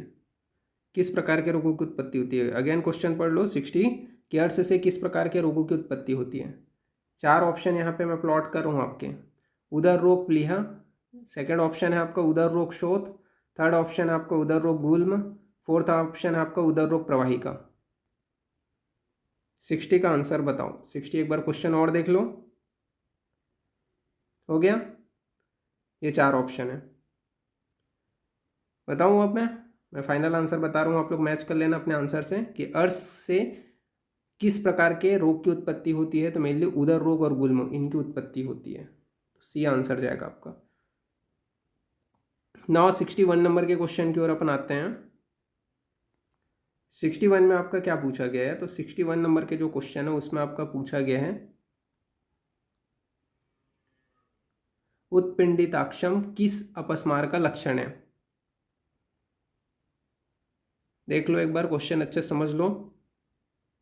समझ लिए? 4 ऑप्शन आपके सामने प्लॉट कर रहा हूँ, वातज, पित्तज, कफज, सन्निपातज। वातज, पित्तज, कफज, सन्निपातज। अगेन एक बार क्वेश्चन मैं दिखा रहा हूँ। अब फाइनल आंसर आप लोगों को देना है। बताओ, ठीक है? अब मैच कर लेना, मैं सही आंसर बता रहा हूँ। 61 का है आपका ये। ओके, 62 नंबर के क्वेश्चन की ओर आते हैं अब। 62 नंबर के क्वेश्चन में क्या बोला गया है? तो 62 नंबर के क्वेश्चन में आपका बोला गया है कि मुख से लाल स्त्राव और नासा से कफ का निकलना किस व्याधि का पूर्व रूप है। तो मुख से जो सलाइवेशन होता है, लार का स्त्राव, और नासा से कफ का निकलना, ये किस व्याधि का पूर्व रूप है। क्वेश्चन समझ में आ गया? 62। नाउ ऑप्शन में प्लॉट कर रहा हूँ। प्रमेह, उन्माद, शोष, अपस्मार। प्रमेह, उन्माद, शोष, अपस्मार। क्वेश्चन एक बार और दिखा देता हूँ मैं। अब फाइनल आंसर आप लोगों को बताना है। ओके, ठीक है, मैच कर लेना। सही आंसर बता रहा हूँ। तो ये जो है मेनली आपका जो जिसमें सलाइवेशन भी होता है, ठीक है, और आपका जो कफ है वो भी निकलता है, तो वो मेनली आपका अपस्मार में देखने को मिलता है। अपस्मार का पेशेंट आपने देखा भी होगा। नाउ नेक्स्ट क्वेश्चन की ओर अपन आते हैं। तो यहाँ पे आपका जो है, ये कौन सा था? 62 के बाद में 63 नंबर के क्वेश्चन की ओर आते हैं। इसमें नंबरिंग आप लोग कर लेना। 63 है ये। क्या क्वेश्चन पूछा गया 63 में? तो 63 में बोला गया आचार्य चरक के अनुसार तैल का वातहर प्रभाव किन गुणों से होता है। तो तैल का वातहर प्रभाव किन गुणों से होता है। क्वेश्चन समझ में आ गया? नाउ यहाँ पे मैं आंसर जो है प्लॉट कर रहा हूँ किसके प्रभाव से होता है। एक मिनट। हाँ, तो यहाँ पे आपके 4 ऑप्शन है, देख लो कौन सा आएगा 63 का। तो 63 का ये 4 ऑप्शन है, स्निग्धता, उष्णता, गुरुता, या फिर आपका सेकंड यहाँ पे बोला गया है कि स्निग्धता, उष्णता, लघुता। थर्ड आपका बोला गया है यहाँ पे रुक्षता, लघुता, तीक्ष्णता। डी बोला गया तीक्ष्णता, उष्णता, गुरुता। ये क्वेश्चन है आप लोगों के सामने। आंसर आप लोगों को मेरे को बताना है। चलो फाइनल आंसर आप लोग अपना पुटअप करो। तो इसका जो आंसर है 63 का, तो 63 का आपका फाइनल आंसर मैं बता रहा हूँ, मैच कर लेना आप लोग। तो ये मेरे लिए आपका है जो स्निग्ध, उष्ण तथा गुरुता, ये मिल ले जाएगा आंसर। स्निग्धता, उष्णता और गुरुता, ये मिल ले क्या है, तैल का वातहर प्रभाव होता है इन कारणों की वजह से। नाउ 64 नंबर के क्वेश्चन की ओर आते हैं। तो 64 नंबर के क्वेश्चन में क्या बोला गया है? अवस्थिक किसका भेद है। अवस्थिक किसका भेद है। 4 ऑप्शन आपके सामने मैं प्लॉट कर रहा हूँ। अवस्थिक किसका भेद है आप लोग बताइएगा। पहला का ऑप्शन है चिकित्सा, ऑप्शन बी है आपका भीषक, ऑप्शन सी है आपका रोग, ऑप्शन डी है आपका काल। जल्दी बताओ आप लोग इसका आंसर। अगेन क्वेश्चन मैं यहाँ पे आप लोगों को दिखा देता हूँ। अवस्थिक किसका भेद है, किसका भेद है अवस्थिक। 64 नंबर के क्वेश्चन का यहाँ पे अपन डिस्कस कर रहे हैं। नाउ मैं फाइनल आंसर बता रहा हूँ, आप लोग मैच कर लेना।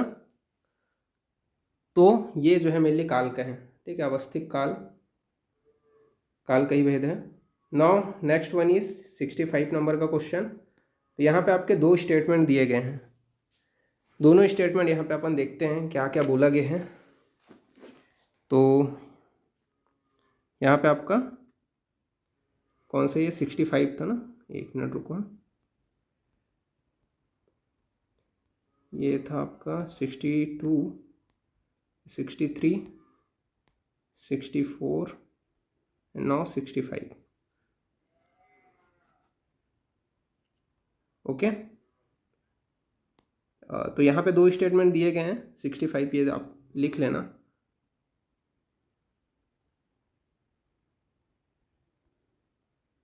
तो 65 आप लोग लिख लेना, ठीक है।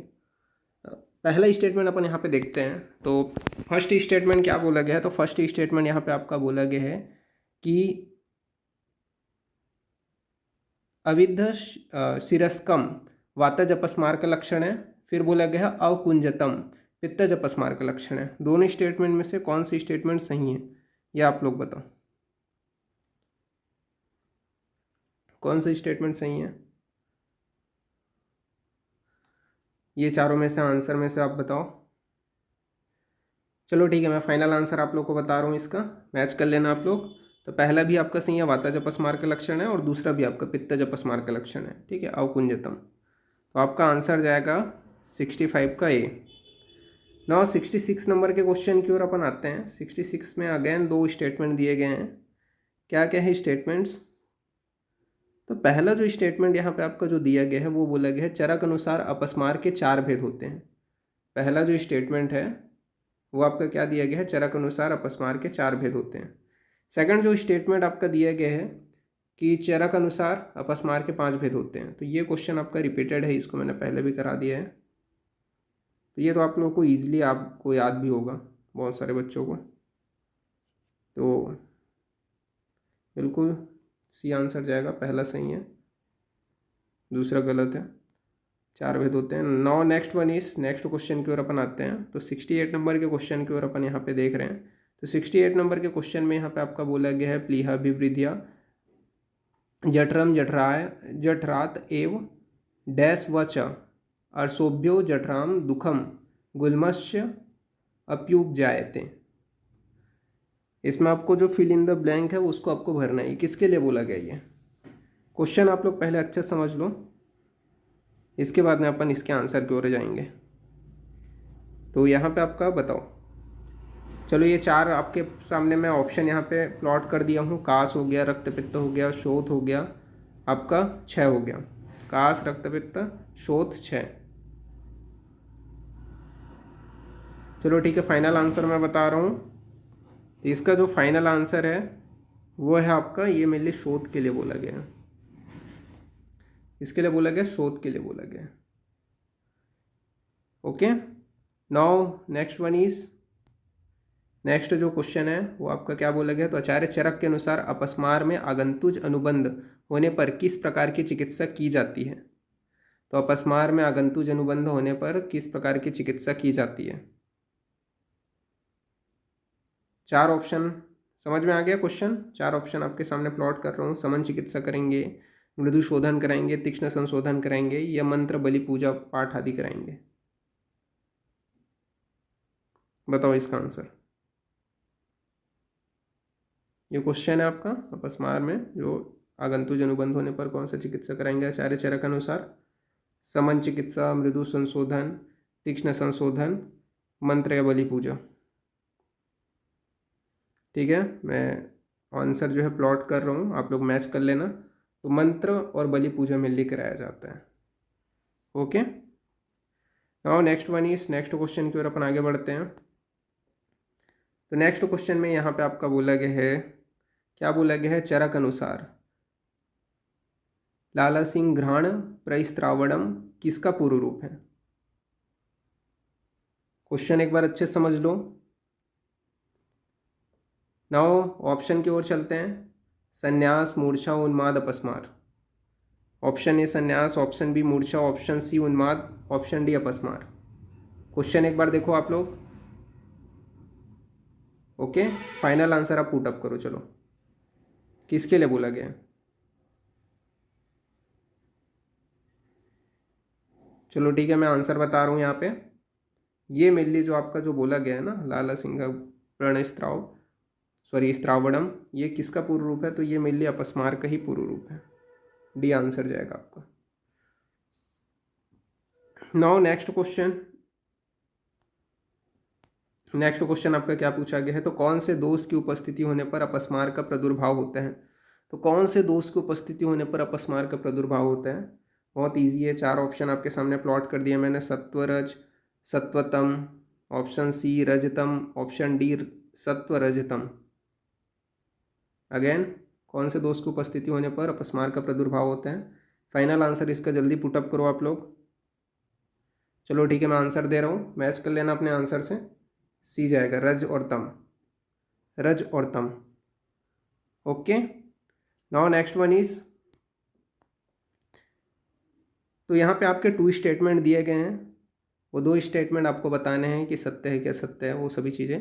पहला आपका स्टेटमेंट बोला गया है कि चरक निदान अनुसार उन्माद के 5 भेद होते हैं। चरक निदान अनुसार उन्माद के 5 भेद होते हैं। सेकंड जो स्टेटमेंट है वो बोला गया है कि चरक अनुसार आगंतुज उन्माद नहीं होता। तो चरक अनुसार आगंतुज उन्माद नहीं होता, और चरक, पहला आपका स्टेटमेंट बोला गया है कि चरक अनुसार उन्माद के 5 भेद होते हैं। 4 ऑप्शन आपके सामने यहाँ पे हैं। अगेन मैं क्वेश्चन यहाँ पे आप लोगों को दिखा देता हूँ, ठीक है। अब मैं मिला लेना, मैं आंसर बता रहा हूँ इसका। तो चरक ने क्या है, चरक ने निदान अनुसार जो है उन्माद के 5 भेद बताए हैं, बिल्कुल सही है। पहला जो कथन है वो बिल्कुल सही है। सेकंड जो आपका कथन बोला गया है चरक अनुसार आगंतुज उन्माद नहीं होता है, तो ये कथन गलत है। तो आपका देख लो, पहला कथन सत्य, दूसरा असत्य, यानी कि आपका जो आंसर जाएगा वो आपका यहाँ पे सी जाएगा। Now next question 73 number, sorry 73 बोलता हूँ, हाँ ये नेक्स्ट क्वेश्चन है आपका। तो आचार्य चरक अनुसार निम्नलिखित में से भूतज उन्माद होने की प्रक्रिया का कौन सा योग गलत है। तो आचार्य चरक के अनुसार निम्नलिखित में से भूतज उन्माद होने की प्रक्रिया का कौन सा जो योग है वो गलत है। तो कौन सा योग गलत है आप लोग को बताना है। यहाँ पे आपका 4 ऑप्शन है। यक्ष शरीर में प्रविष्ट होकर के, सेकंड बोला गया है राक्षस कच्चे गंध को सूंघते हुए, थर्ड आपका बोला गया है कि देवता दृष्टि से देखने से, और फोर्थ आपका बोला गया है गंधर्व साप देने से। क्वेश्चन एक बार अच्छे से पढ़ो, पढ़ लिए, नाउ ऑप्शन समझो। अब आंसर आपको फाइनल पुटअप करना है। चलो मैं आंसर बता रहा हूँ, मैच कर लेना। तो आचार्य चरक के अनुसार भूतन उन्माद होने की प्रक्रिया में कौन सा योग गलत है। तो देखो कौन सा गलत है पूछा गया है, आप लोगों ने ये चीज़ ध्यान दिया होगा। तो कौन सा गलत है पूछा गया है, रॉन्ग कौन सा है। तो पहला देखो, यक्ष शरीर में प्रविष्ट होकर के, तो पहला तो सही है। दूसरा आपका क्या बोला गया है, तो राक्षस कच्चे गंध को सूंघते हुए, तो ये आपका गलत है। आगे भी देख लेते हैं, देवता दृष्टि से देखने से, देवता दृष्टि से देखने से, तो ये भी सही है। गंधर्व साप देते हैं, तो इसके वजह से भी ये भी सही है। बाकी गलत जो कथन है वो पूछना था। तो यहाँ पे आपका आंसर जो जाएगा, एक मिनट, यहाँ पे सॉरी थोड़ा सा मिस्टेक हो गया मेरे से। यहाँ पे जो है आपका आंसर है, देखो यक्ष शरीर में प्रविष्ट होते, ये बिल्कुल सही है, पहला कथन तो हमने सही है। सेकंड जो क्वेश्चन आपका बोला गया कि राक्षस कच्चे गंध को सूंघते हुए, तो ये भी बिल्कुल सही है, बी वाला भी सही है। मैं थोड़ा सा कंफ्यूज हो गया था, बी भी सही है। सी देवता दृष्टि से देखने से, तो सी भी सही है। आपका जो डी है ना, ये गलत है, गंधर्व साप देते हैं, तो गंधर्व साप देते हुए ये नहीं है, गंधर्व साप देने से नहीं। तो ये आपका आंसर, मतलब यहाँ पे गलत कथन कौन सा है, तो यहाँ पे डी जाएगा। बाकी तीनों तो सत्य हैं, तीनों को हमने कहीं ना कहीं देखा ही है, सॉरी अपस्मार में, सॉरी उन्माद में। तो उन्माद के चैप्टर में अपन लोगों ने तीनों चीज़ तो देखा, बट ये लास्ट वाला नहीं देखा था। नाउ नेक्स्ट क्वेश्चन की ओर अपन आगे बढ़ते हैं। तो नेक्स्ट क्वेश्चन आपका यहाँ पे पूछा गया है, क्या पूछा गया नेक्स्ट क्वेश्चन। तो यहाँ पे आपका नेक्स्ट जो क्वेश्चन है वो यहाँ पे आपका पूछा गया है, आचार्य चरक अनुसार परिशरणम जस्त्रम किस उन्माद का लक्षण है। चलो इसका आंसर, क्वेश्चन समझ लो अच्छे से। नौ ऑप्शन की ओर आते हैं। 4 ऑप्शन दिया गया है, वातज, सन्निपातज, कफज और आगंतुज। वातज, सन्निपातज, कफज और आगंतुज। क्वेश्चन एक बार और मैं बता देता हूँ, देख लो। ओके, ऑप्शन की ओर अपन अब लास्ट आपको आंसर पुटअप करना है, बताओ कौन से हैं, फिर मैं आंसर दूंगा। चलो मिला लो आप लोगों का आंसर। तो इसका सही जो आंसर है वो है आपका ए। ओके, नाउ नेक्स्ट क्वेश्चन की ओर अपन आगे बढ़ते हैं। नेक्स्ट जो क्वेश्चन है वो आपका क्या पूछा गया है, तो यहाँ पे आपका बोला गया है रहस्य कामता किसका लक्षण है। चार ऑप्शन यहाँ पे प्लॉट कर दिया है, वातजुन्माद, पित्तजुन्माद, कफजुन्माद, सन्निपातजुन्माद। किसका लक्षण है ये? अगेन क्वेश्चन एक बार देख लो, किसका लक्षण बताया गया है ये?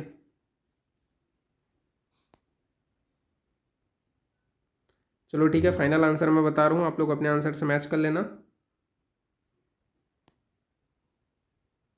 तो ये जो है रहस्य कामता जो है वो मेनली आपका कफज उन्माद का लक्षण है। आंसर सी जाएगा। Now next one is, next जो क्वेश्चन आपका पूछा गया है, उदर्द निम्न में से किस व्याधि का पूर्व रूप है? उदर्द निम्न में से किस व्याधि का पूर्व रूप है? चार ऑप्शन आपके सामने प्लॉट कर रहा हूं मैं, उन्माद, अपस्मार, शोष, कुष्ठ। उन्माद, अपस्मार, शोष, कुष्ठ, उदर्द किस व्याधि का पूर्व रूप है? चलो ठीक है, मैं फाइनल आंसर दे रहा हूँ, आप लोग अपने अपने आंसर से मैच कर लेना। तो ये जो है उन्माद का पूर्व रूप है। ओके, उन्माद का पूर्व रूप है ये उदर्द। नाउ नेक्स्ट वन इज, तो नेक्स्ट क्वेश्चन में यहाँ पे आपके अगेन टू स्टेटमेंट दिए गए हैं। पहले स्टेटमेंट बोला गया है कि उन्माद की चिकित्सा में यहाँ पे आपका बोला गया है कि विस्मापन कर्म किया जाता है। उन्माद की चिकित्सा में विस्मापन कर्म किया जाता है। सेकंड स्टेटमेंट बोला गया कि उन्माद की चिकित्सा में विस्त्रावन कर्म किया जाता है। तो बताओ कौन सा जो स्टेटमेंट है वो सही है, कौन सा गलत है? ये चार ऑप्शन है आपके सामने, प्लॉट कर दिया हूँ मैं। अगेन एक बार क्वेश्चन दिखा रहा हूँ, फाइनल आंसर आप लोग इसका जल्दी देना। हो गया, नाउ मैं राइट आंसर बता रहा हूँ इसका। तो उन्माद की चिकित्सा में विस्मापन कर्म किया जाता है, बिल्कुल राइट है। सेकंड जो बोला गया है कि उन्माद की चिकित्सा में विस्त्रावन कर्म किया जाता है, तो वो भी राइट है। तो आपका इसका आंसर जाएगा ए। ओके, नाउ नेक्स्ट क्वेश्चन की ओर अपन आगे बढ़ें। तो नेक्स्ट क्वेश्चन अपन यहाँ पे मैं प्लॉट कर रहा हूँ आपके सामने। तो नेक्स्ट क्वेश्चन यहाँ पे अगेन टू स्टेटमेंट यहाँ पे आपके दिए गए हैं, आपको बताने हैं कौन सा स्टेटमेंट जो है वो सही है। पहला स्टेटमेंट आपका बोला गया है कि अमर्ष, क्रोध, पित्त उन्माद का लक्षण है। सेकंड स्टेटमेंट आपका बोला गया है कि स्थान मेक देशे तूष्णीय अभाव कफज उन्माद का लक्षण है। तो यहाँ पे आप लोग ये दोनों को अच्छे से पढ़ो, दोनों स्टेटमेंट को, और मेरे को बताओ कि कौन से स्टेटमेंट सही है। बताओ, यहाँ पे चार ऑप्शन आपके दिए हुए हैं, चार ऑप्शन वैसे आप लोग को पहले से पता है। अगेन यहाँ पे आप लोग देख लो, ठीक है। मैं फाइनल आंसर आप लोग को बता रहा हूँ, अपने अपने आंसर से मैच कर लेना आप लोग। तो पहला जो बोला गया ना अमर्ष, क्रोध, पित्त उन्माद का लक्षण है, तो पहला स्टेटमेंट तो बिल्कुल करेक्ट है। सेकंड जो बोला गया है ना कि स्थान में एक देशे तूष्णीय अभाव कफ, ये जो है आपके कफज उन्माद का लक्षण है, तो सेकंड स्टेटमेंट भी राइट है। तो आंसर क्या जाएगा आपका? ए जाएगा। Both statement are correct. Now next question, next question आपके सामने मैं प्लॉट कर रहा हूँ। अगेन दो स्टेटमेंट यहाँ पे आपके दिए गए हैं, आप लोगों को आंसर बताना है। यहाँ पे पहला आपका स्टेटमेंट बोला गया है कि, तो यहाँ पे तिल पिंडक चक्राधिरोहणम उन्माद का पूर्व रूप है। सेकंड आपका बोला गया है चक्षुषो रकुलता, ठीक है। तो आपका जो है चक्षु में क्या है, अकुलता का होना, ये उन्माद का पूर्व रूप है। बताओ कौन सा जो है स्टेटमेंट सही है? ये आपके ऑप्शंस हैं, ये आप लोग को बताना है इसका आंसर। चलो मैं फाइनल आंसर बता रहा हूँ, आप लोग अपने अपने आंसर से मैच कर लेना। पहला जो बोला गया है बिल्कुल सही है, दूसरा भी बोला गया है वो भी, दोनों पूर्व रूप में आपको देखने को मिलता है। तो both statement are correct. Now next one is, कितना सही है कितना गलत है वो चेक करना लास्ट में आप लोग। ओके, नेक्स्ट क्वेश्चन यहाँ पे आपके सामने मैं प्लॉट कर रहा हूँ, देख लो। आगंतुज उन्माद का कारण प्रज्ञापराध है, ऐसा किस आचार्य ने कहा है? आगंतुज उन्माद का कारण प्रज्ञापराध है, ऐसा किस आचार्य ने कहा है? ये आप लोग मुझे बताइए। आगंतुज उन्माद जो है का कारण प्रज्ञापराध ऐसा किस आचार्य ने कहा है? ऑप्शन आपके पास 4 हैं: चरक, सुश्रुत, आत्रेय पुनर्वसु, भावप्रकाश। ये क्वेश्चन, ये 4 ऑप्शन। चलो मैं फाइनल आंसर बता रहा हूँ, आप लोग अपने आंसर से मैच कर लेना। तो ये आत्रेय पुनर्वसु ने कहा है। ओके, नाउ नेक्स्ट क्वेश्चन आपके सामने मैं ला रहा हूँ। तो नेक्स्ट क्वेश्चन इज यहाँ पे, तो नेक्स्ट क्वेश्चन, आचार्य चरक के अनुसार किस भाव की विषमता को उन्माद जानना चाहिए? आचार्य चरक के अनुसार किस भाव की विषमता को उन्माद जानना चाहिए? क्वेश्चन समझ में आ गया? अगेन रीड आउट कर लो आप लोग। 4 ऑप्शन आपके सामने हैं: मन, बुद्धि, सेकंड ऑप्शन है चेतना ज्ञान, थर्ड ऑप्शन है स्मरण शक्ति, आचार, फोर्थ ऑप्शन है उपरोक्त सभी। अगेन क्वेश्चन आपके सामने मैं यहाँ पे दिखा देता हूँ। ये आपके ऑप्शन हो गए। फाइनल आंसर पुट अप कर लिए। अब मैं आंसर बता रहा हूँ, आप लोग मैच कर लेना। आचार्य चरक के अनुसार किस भाव की विषमता को उन्माद जानना चाहिए? तो मन बुद्धि की अगर विषमता होती है तो उसे उन्माद जानना चाहिए, ये बिल्कुल सही है। और चेतना ज्ञान का भी विषमता होता है तो उसको भी उन्माद से कह सकते हैं। स्मरण शक्ति और आचार, इसका भी अगर जो है आपका क्या होगा, जो है विषमता होगी उसमें भी, तो उसे भी उन्माद कहेंगे। तो यहाँ पे आपका डी आंसर जाएगा यहाँ पे, उपरोक्त सभी। Okay, now next one is, next question की ओर अपन आगे बढ़ते हैं। नेक्स्ट क्वेश्चन आपका क्या बोला गया? तो नेक्स्ट क्वेश्चन यहाँ पे आपका बोला गया है तिल पिंडिक चक्राधिरोहणम किसका पूर्व रूप है? तो ये शायद मैंने अभी कुछ समय पहले डिस्कस किया था। ये क्वेश्चन शायद रिपीट हो रहे हैं, आप लोग चेक करो। चलो, ये 4 ऑप्शन है आपके: उन्माद, कुष्ठ, शोष, अपस्मार। ये बताओ। चलो ठीक है, फाइनल आंसर मैं बता रहा हूँ। तो ये मेरे लिए आपका अभी अपन लोगों ने पढ़ा, रीजनाइजेशन में ही पढ़ा था शायद, उन्माद का पूर्व रूप है। Okay, now next one is, next question आपके सामने मैं ला रहा हूँ। तो नेक्स्ट क्वेश्चन यहाँ पे आपका जो आया है वो आपका बोला गया है विस्त्रंसन चिकित्सा है। किसका चिकित्सा है विस्त्रंसन? 4 ऑप्शन है आपका: शोष, उन्माद, अपस्मार, उपरोक्त में से कोई नहीं। इसका आंसर जल्दी से आप लोग बताओ। चलो ठीक है, मैच कर लेना। उन्माद, उन्माद का जो है विस्त्रंसन चिकित्सा है। नाउ नेक्स्ट क्वेश्चन आपके सामने मैं ला रहा हूँ। तो यहाँ पे आपके अगेन 2 स्टेटमेंट दिए गए हैं। पहला स्टेटमेंट आपका क्या बोला गया है? आचार्य चरक के अनुसार ओज वर्ण, छाया, बल और शरीर में उपताप का होना पित्तज उन्माद का पूर्व रूप है। सेकंड स्टेटमेंट बोला गया है कि देवता अवलोकन करते हुए आगंतुज उन्माद उत्पन्न करते हैं। तो ये दोनों स्टेटमेंट में से आप बताओ कौन सा स्टेटमेंट सही है, कौन सा स्टेटमेंट आपका गलत है। तो ये चीज़ मेरे को बताओ। तो यहाँ पे आपका जो अपन फाइनल आंसर आप लोगों ने दे दिया, 1 मिनट। हाँ, यहाँ पे आपका जो फाइनल आंसर है आप लोगों ने दे दिया। अब चेक कर लो, मैं फाइनल आंसर आप लोगों को बता रहा हूँ इसका। तो पहला जो स्टेटमेंट है वो बिल्कुल सही है, जो आपका आचार्य चरक के अनुसार ओज वर्ण छाया, 1 मिनट रुको। पहला जो आपका स्टेटमेंट है ओज वर्ण छाया बल व शरीर में उपताप का होना पित्तज उन्माद का पूर्व रूप है, नहीं, पहला स्टेटमेंट गलत है। दूसरे स्टेटमेंट जो दिया गया है देवता अवलोकन करते हुए आगंतुज उन्माद उत्पन्न होते हैं, तो सेकंड जो स्टेटमेंट है वो सत्य है। तो देख लो, पहला जो गलत, दूसरा सत्य। तो यहाँ पे आपका डी आंसर जाएगा। ओके, नाउ नेक्स्ट क्वेश्चन की ओर अपन आगे बढ़ते हैं। नेक्स्ट क्वेश्चन आपका क्या पूछा गया है? तो नेक्स्ट क्वेश्चन यहाँ पे आपका पूछा गया है किस व्याधि के पूर्व रूप में हाथ पैर के प्राण जानने की इच्छा होती है, सॉरी प्रमाण जानने की इच्छा होती है, सॉरी, किस व्याधि के पूर्व रूप में हाथ पैर के प्रमाण जानने की इच्छा होती है? 4 ऑप्शन है आपके सामने, ये प्लॉट कर दिया है: प्रमेह, गुल्म, उन्माद, राज्यक्षमा। प्रमेह, गुल्म, उन्माद, राज्यक्षमा। क्वेश्चन अगेन देख लो आप लोग, ये आंसर भी हो गए। फाइनल आंसर आप लोग प्लॉट करो, चलो मिला लो आप लोग। तो ये मिल राज्यक्षमा में होते हैं, प्रमाण जानने की आवश्यकता होती है। नाउ नेक्स्ट क्वेश्चन की ओर अपन आगे बढ़ते हैं। नेक्स्ट क्वेश्चन आपका यहाँ पे मैं आपके सामने प्लॉट कर रहा हूँ। नेक्स्ट क्वेश्चन में यहाँ पे अगेन 2 स्टेटमेंट दिए गए हैं। पूछा गया है, पहला स्टेटमेंट बोला गया है कि आचार्य चरक के अनुसार शुक्र की रक्षा क्षयजन्य शोष में करनी चाहिए। सेकंड स्टेटमेंट बोला गया आचार्य चरक के अनुसार पुरुष की रक्षा विस्मासन शोष में करनी चाहिए। अब यहाँ पे आप लोग मुझे बताइए कौन सा स्टेटमेंट सही है, कौन सा स्टेटमेंट गलत है।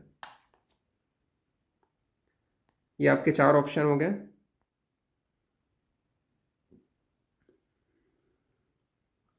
नाउ मैं आंसर बता रहा हूँ, अपने आंसर मैच कर लेना। चरक के अनुसार शुक्र की रक्षा 6 जन्य शोष में करनी चाहिए, तो बिल्कुल सही है फर्स्ट स्टेटमेंट। सेकंड जो स्टेटमेंट आपका बोला गया है चरक के अनुसार पुरुष की रक्षा विस्मासन शोष में करनी चाहिए, तो सेकंड स्टेटमेंट भी सही है। तो both statement are correct. Now next question की ओर अपन आगे बढ़ते हैं। तो यहाँ पे आपका नेक्स्ट जो क्वेश्चन यहाँ पे आपका पूछा गया है वो है आपका, बताओ आचार्य चरक के अनुसार हृदय में रहने वाले रस किस शोष की संप्राप्ति में क्षीण हो जाता है। आचार्य चरक के अनुसार हृदय में रहने वाला रस किस शोष की संप्राप्ति में क्षीण हो जाता है। 4 ऑप्शन आपके सामने हमें प्लॉट कर दिया हूँ।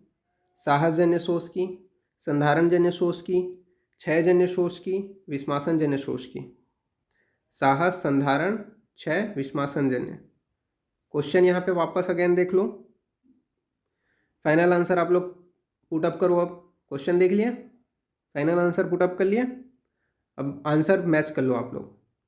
तो यहाँ पे आपका जो क्वेश्चन बोला गया आचार्य चरक के अनुसार हृदय में रहने वाला रस किस शोष की संप्राप्ति में जो है क्षीण होता है, सॉरी किस शोष की संप्राप्ति में क्षीण हो जाता है। तो यहाँ पे आपका जो है कौन सी शोष की संप्राप्ति में क्षीण होता है, तो आपका क्षय जन्य शोष की संप्राप्ति में क्षीण होता है। सी आंसर जाएगा। नाउ नेक्स्ट क्वेश्चन यहाँ पे आपका मैंने प्लॉट कर दिया है, आप लोग बताओ आचार्य चरक के अनुसार योग और क्षेम का वर्णन किस शोष के अंतर्गत आया है। इसका आंसर आप लोग बताओ। 4 ऑप्शन आपके सामने मैं प्लॉट कर रहा हूँ। साहसजन्य शोष, संधारणजन्य शोष, क्षयजन्य शोष, विस्मासनजन्य शोष, सॉरी विषम अंशनजन्य शोष। ये क्वेश्चन है, अगेन देख लो,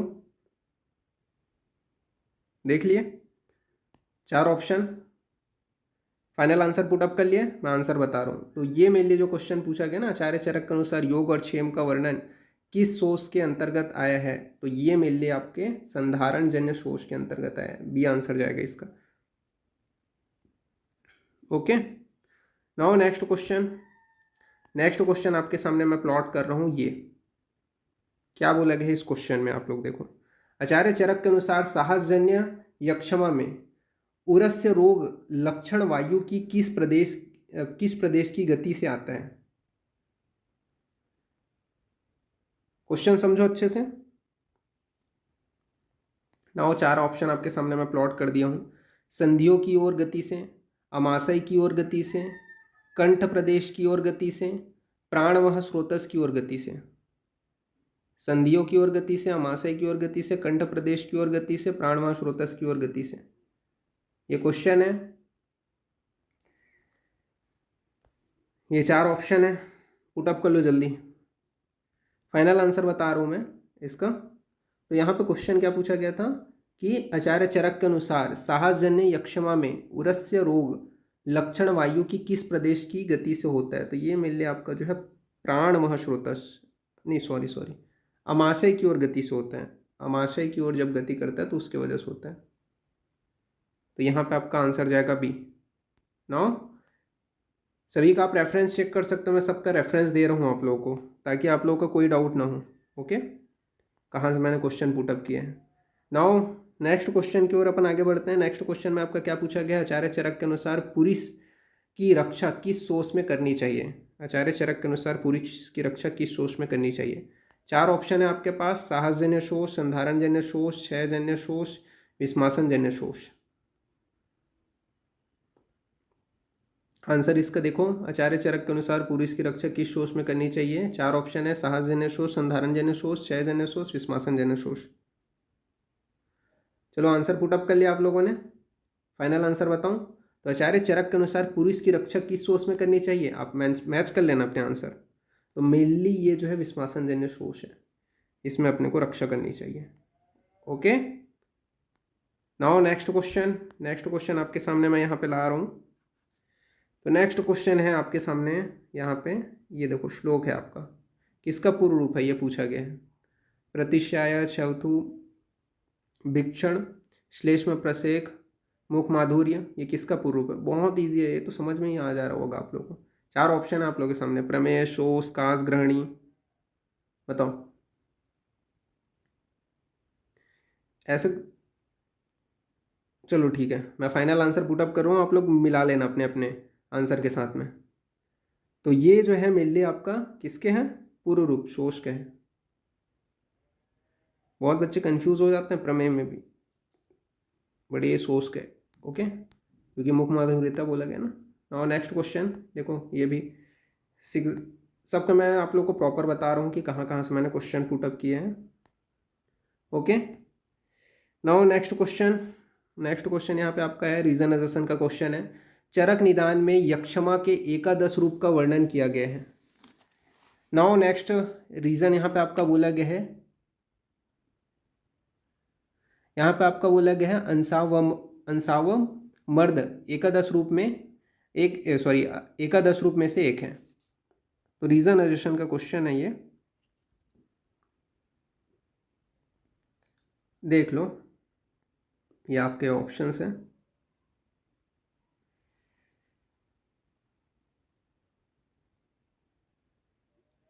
ओके,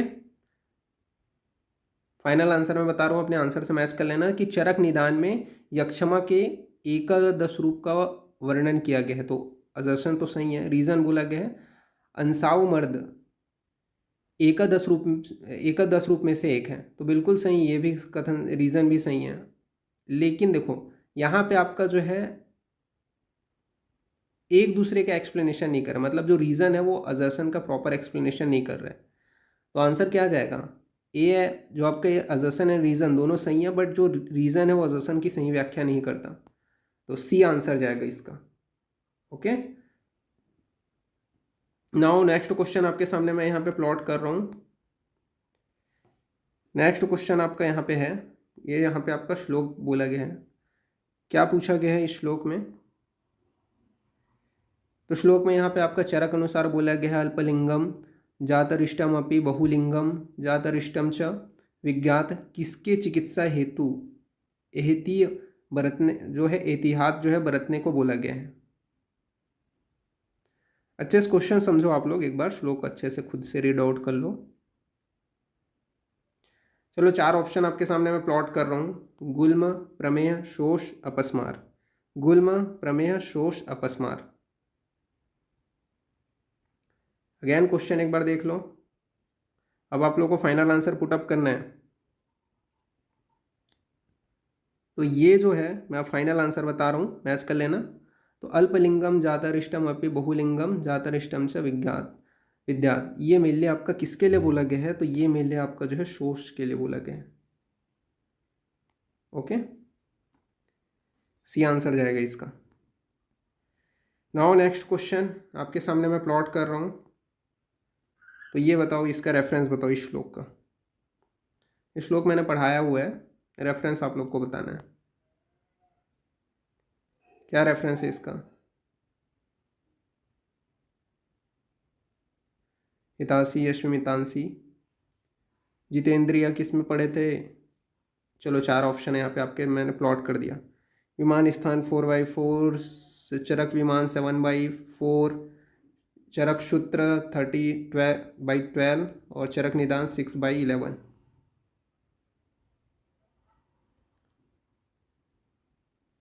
चलो ठीक है, आपका मैं फाइनल आंसर बता रहा हूँ यहाँ पे। तो ये मेरे लिए आपका निदान का है 6/11 का, ओके। नाउ नेक्स्ट क्वेश्चन आपके सामने मैं ला रहा हूँ। तो ये बताओ, इसका जो रेफरेंस है वो बताओ मेरे को।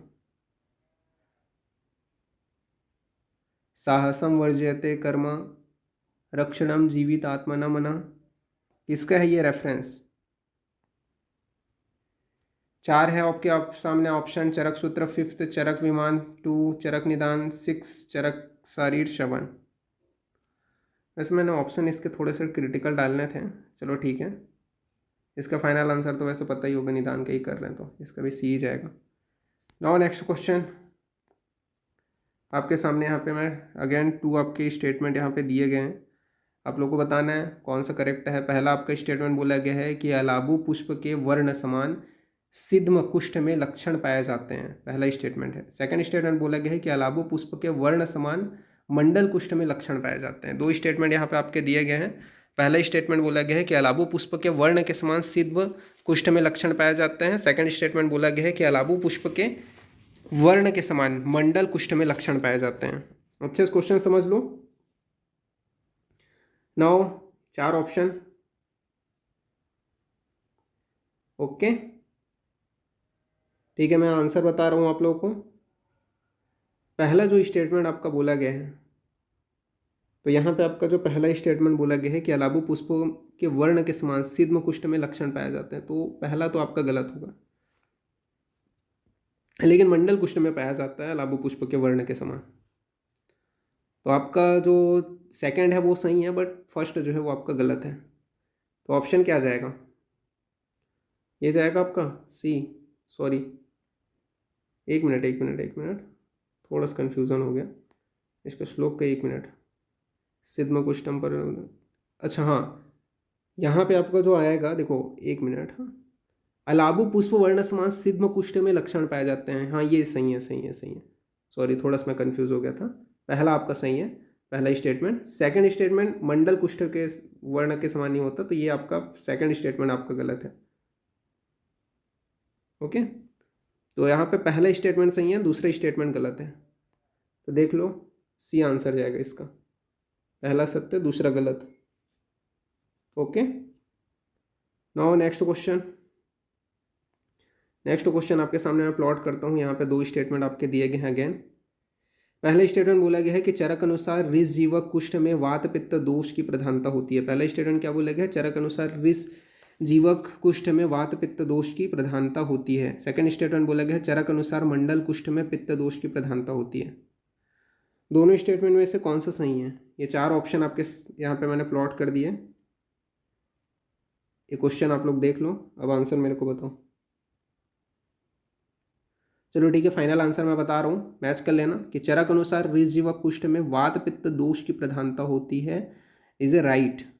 ठीक है, देन नेक्स्ट बोला गया है कि चरक अनुसार मंडल कुष्ठ में पित्त दोष की प्रधानता होती है, ये नहीं है, गलत है, रॉन्ग है। तो फर्स्ट स्टेटमेंट सही है and second statement is incorrect. तो now answer is C. Now next जो क्वेश्चन है, इजी क्वेश्चन है। कुष्ठ रोग के उपद्रव होते हैं, तो ये तो आप लोग को ये ऑप्शन देते ही मैं तुरंत बता दूंगा। बताओ, ये ऑप्शन है कितने हैं? कुष्ठ रोग के उपद्रव। फाइनल आंसर मैं बता रहा हूँ, मैच कर लेना आप लोग, वैसे ये सबको पता ही होगा, सी। और नेक्स्ट क्वेश्चन, तो नेक्स्ट क्वेश्चन यहाँ पे आपका बोला गया है, क्या बोला गया नेक्स्ट क्वेश्चन में? तो यहाँ पे सिद्म कुष्ठ में प्रधान दोष कौन सा होता है? तो सिद्म कुष्ठ में प्रधान दोष कौन सा होता है? ऑप्शन ए है वात, ऑप्शन बी है पित्त, ऑप्शन सी है वात पित्त, ऑप्शन डी है आपका वात कफ। इसका भी जल्दी आंसर मैं बता दो, पुटअप कर लिए, अब मैच कर लो, मैं बता रहा हूँ। तो इसमें मेरे लिए वात कफ होता है सिद्म में। नाउ नेक्स्ट क्वेश्चन आपके सामने, यहाँ पे मैं प्लॉट कर रहा हूँ, जो आपका सेकंड लास्ट है, कुष्ठ के दुष्य हैं। कुष्ठ के दुष्य हैं कौन है बताओ? आपकी ये 4 ऑप्शन है, त्वक मांस मेद रक्त, बी है आपका त्वक मांस रक्त लसिका, सी है आपका मांस रक्त लसिका, डी है आपका त्वक मांस रक्त। कौन है भाई कुष्ठ के दुष्य? चलो फाइनल आंसर बता रहा हूँ, कुष्ठ के जो दुष्य हैं उसका मैच कर लेना अपने अपने आंसर से। त्वक मांस रक्त लसिका, इसको बोला गया है कुष्ठ के दुष्य। नौ आज का लास्ट क्वेश्चन आपके सामने जो है ये रहा, अगेन स्टेटमेंट। 2 स्टेटमेंट दिए गए हैं। चरक अनुसार पुंडरीक कुष्ठ में पित्त कफ दोष की प्रधानता होती है। सेकंड स्टेटमेंट बोला गया है चरक अनुसार सिद्म कुष्ठ में वात श्लेष्म दोष की प्रधानता होती है। कौन सा स्टेटमेंट सही है, कौन सा गलत है? 4 ऑप्शन है आपके सामने, चलो बताओ। चलो ठीक है, फाइनल आंसर मैं आप लोग को बता रहा हूँ। चरक अनुसार पुंडरिक कुष्ठ में पित्त कफ दोष की प्रधानता होती है, इज ए करेक्ट। सेकंड जो आपका बोला गया, मिला लेना आप लोग, चरक अनुसार सिद्ध कुष्ठ में वात श्लेष्म दोष की प्रधानता होती है, is A correct. Answer is A, both statement are right.